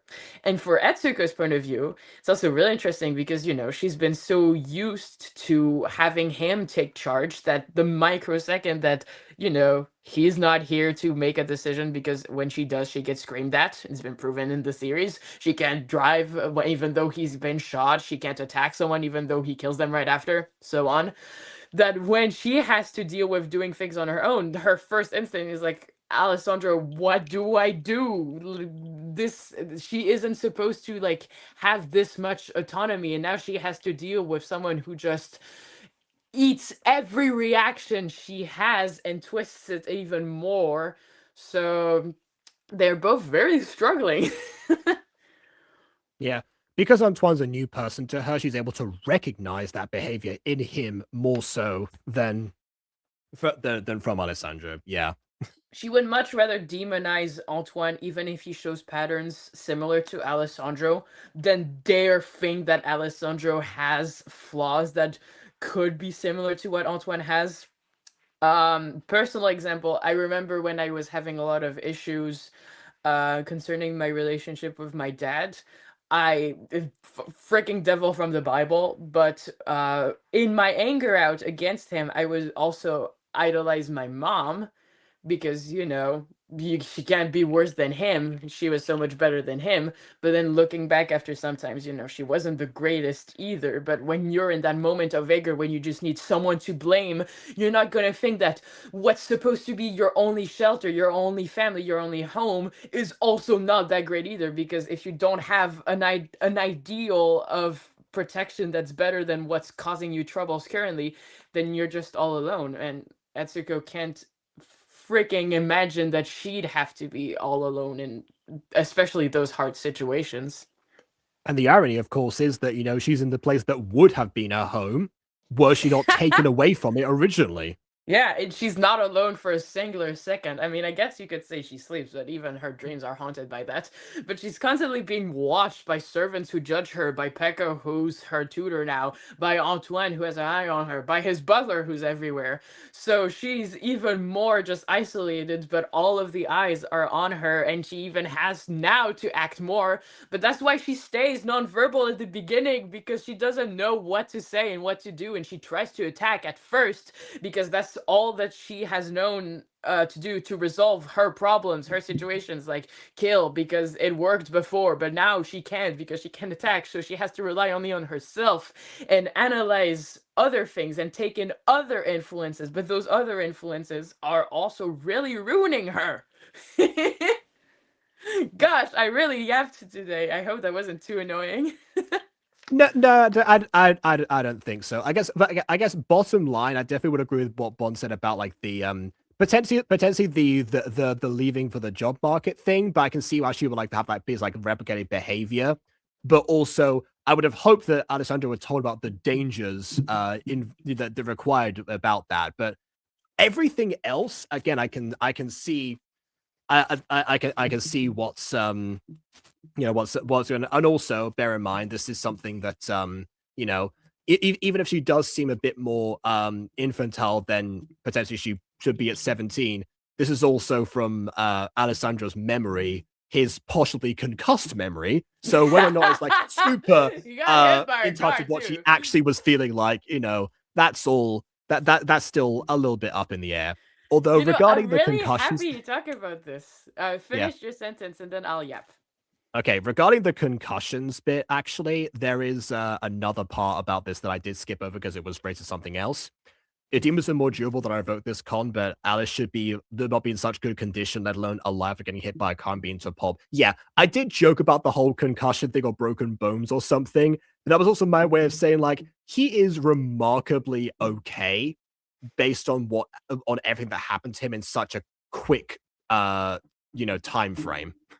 He was a child soldier, so maybe his body got used to pain all that much, but he has some, I can't really say, but he has really strong genes that help him stay more durable to these kinds of situations. But I can agree that any other demon probably could have succumbed to these injuries. We'll get back to that later if you let me. Now there's Really the Sydney later. Sweeney comparison right there. Oh, come on. Gosh, I forgot what I wanted to say. No. This happens all the time, which is why I yap my mouth off, because then I get amnesia. Yeah, that's fair. That's fair. Hold on. Oh god, no, it's gonna come back. It's gonna come back. I'll stall for a bit. From a technical side, like rain effect aside, there's not as much left to say about this one that I haven't said in previous episodes already. But again, I like the fact there's an actual, audio cue, even if the audio cue might have been applied a little bit strangely, but the fact that it was there, gotta appreciate that. Some of the details in a place that you think that would be absent. Okay, no, I see that you had an epiphany. I just found out what I wanted to say, but keep going. I saw you have an epiphany, so go ahead. Go ahead. Yeah. Eureka! No, that'd be so rude. I don't want to interrupt you again. Please keep going. Oh well, I was just saying that, in an area that would seem like it would be like much emptier, there'd be nothing there. That's when like a lot of like the stuff in the background, counts for way more in this particular episode. So that's another nice added extra layer. Okay, go. Okay, so I was really happy when you talked about Alessandro seeing Etsuko in an even more childish light, because all of we've seen of baby Etsuko thus far, I mean, baby is 17, is still a baby, is through his lenses. I don't think we've seen much of her backstory through her eyes, which is what episode 1 remaster is gonna be for. So it's gonna make an even huger contrast when episode 2 is their backstory through Alessandro's lenses. And so I feel like maybe I've seen someone talk about if Etsuko is mischaracterized the moment she steps into the heaven arc, and I feel like, bro, I feel like maybe when Alessandro sees her, it's not entirely the same. Well, first off, he's biased, but it's also she's not reacting the same way as when she's gonna be alone to deal with different threats, different environments, and for once she has to think of her own on her own and think of her own personalities, and she doesn't have to be infantilized by Alessandro for once, and she can actually be her own person instead of just rememberings of what they used to be. She's growing up. Who knows? Maybe she'll come down and rescue him if she escapes somehow. You never know. Oh gosh, I have the finale in my mind. But yeah, That's I'm fair. so happy you like this episode. Yeah. I I'm can't wait for I'm you to watch episode 11. I'm now just imagining just a moment of like Antoine just they're just like once again doing his thing of like, do you remember we used to tend to the don't just come to the garden all the time, remember? We used to adore like all the plants that are here and blah blah blah blah blah blah. And then like it turns out like as the scene was like, is that Sierra pretty nice? And then starts like actually going to the library, like learning all she can about gardening. And there's like casually like episodes later when she's realized with Alessandro just like drops a line about plants or something. And it's like, wait, where'd you learn that? I have a life outside of you, as of now, obviously. My biggest thing about Etsuko being on her own is Etsuko developing empathy, which is a huge characterization for me, because I usually consider Etsuko of Alessandro to be called Monster Etsuko, because she's going down a path of like eating people, killing people, not Yeah. seeing humans as actual human beings, but more like, animals and stuff. And with empathy Etsuko, it's when she starts to listen to people, because there's not Alessandro to be her only role model. She sees things, she learns things. You like when Etsuko learns, apparently. She's gonna hear it from other people, and she's gonna, for once, start feeling things for humans, and she's gonna recall back on her own things. And it's not that much of a spoiler to say, Yeah. but even if Antoine is incredibly annoying to her perspective, she can't help but have some empathy developed for him, just because he feels pain in a way, you know? Yes, it's a classic thing of like, you don't want someone to be like a brick wall all the time, want to know what they're actually feeling. Ironically enough, the same thing that Alessandro was when Etsuko shuts down and goes nonverbal. But there you go. It's just what Yeah, it is works a either nice way. change of pace, people start, trusting Etsuko and telling her more things, compared to Alessandro, who took until she was 18 to even tell him that he was a child soldier from hell. Obviously, he wants to appear stronger, and he doesn't want to let out his actual weaknesses from his backstory, and he wouldn't want her to worry about it. But it's a nice change of pace that she can feel more about what humanity is, and it's not just about killing, Absolutely. Yeah, Yeah, I really and like talking tonight. yeah, one of the best things about what Etsuko's doing right now is that she's all of that's happening because she's getting to interact with other people. Yeah, Because like like I said Peko, before, episode yeah, 11, next okay, week. sure.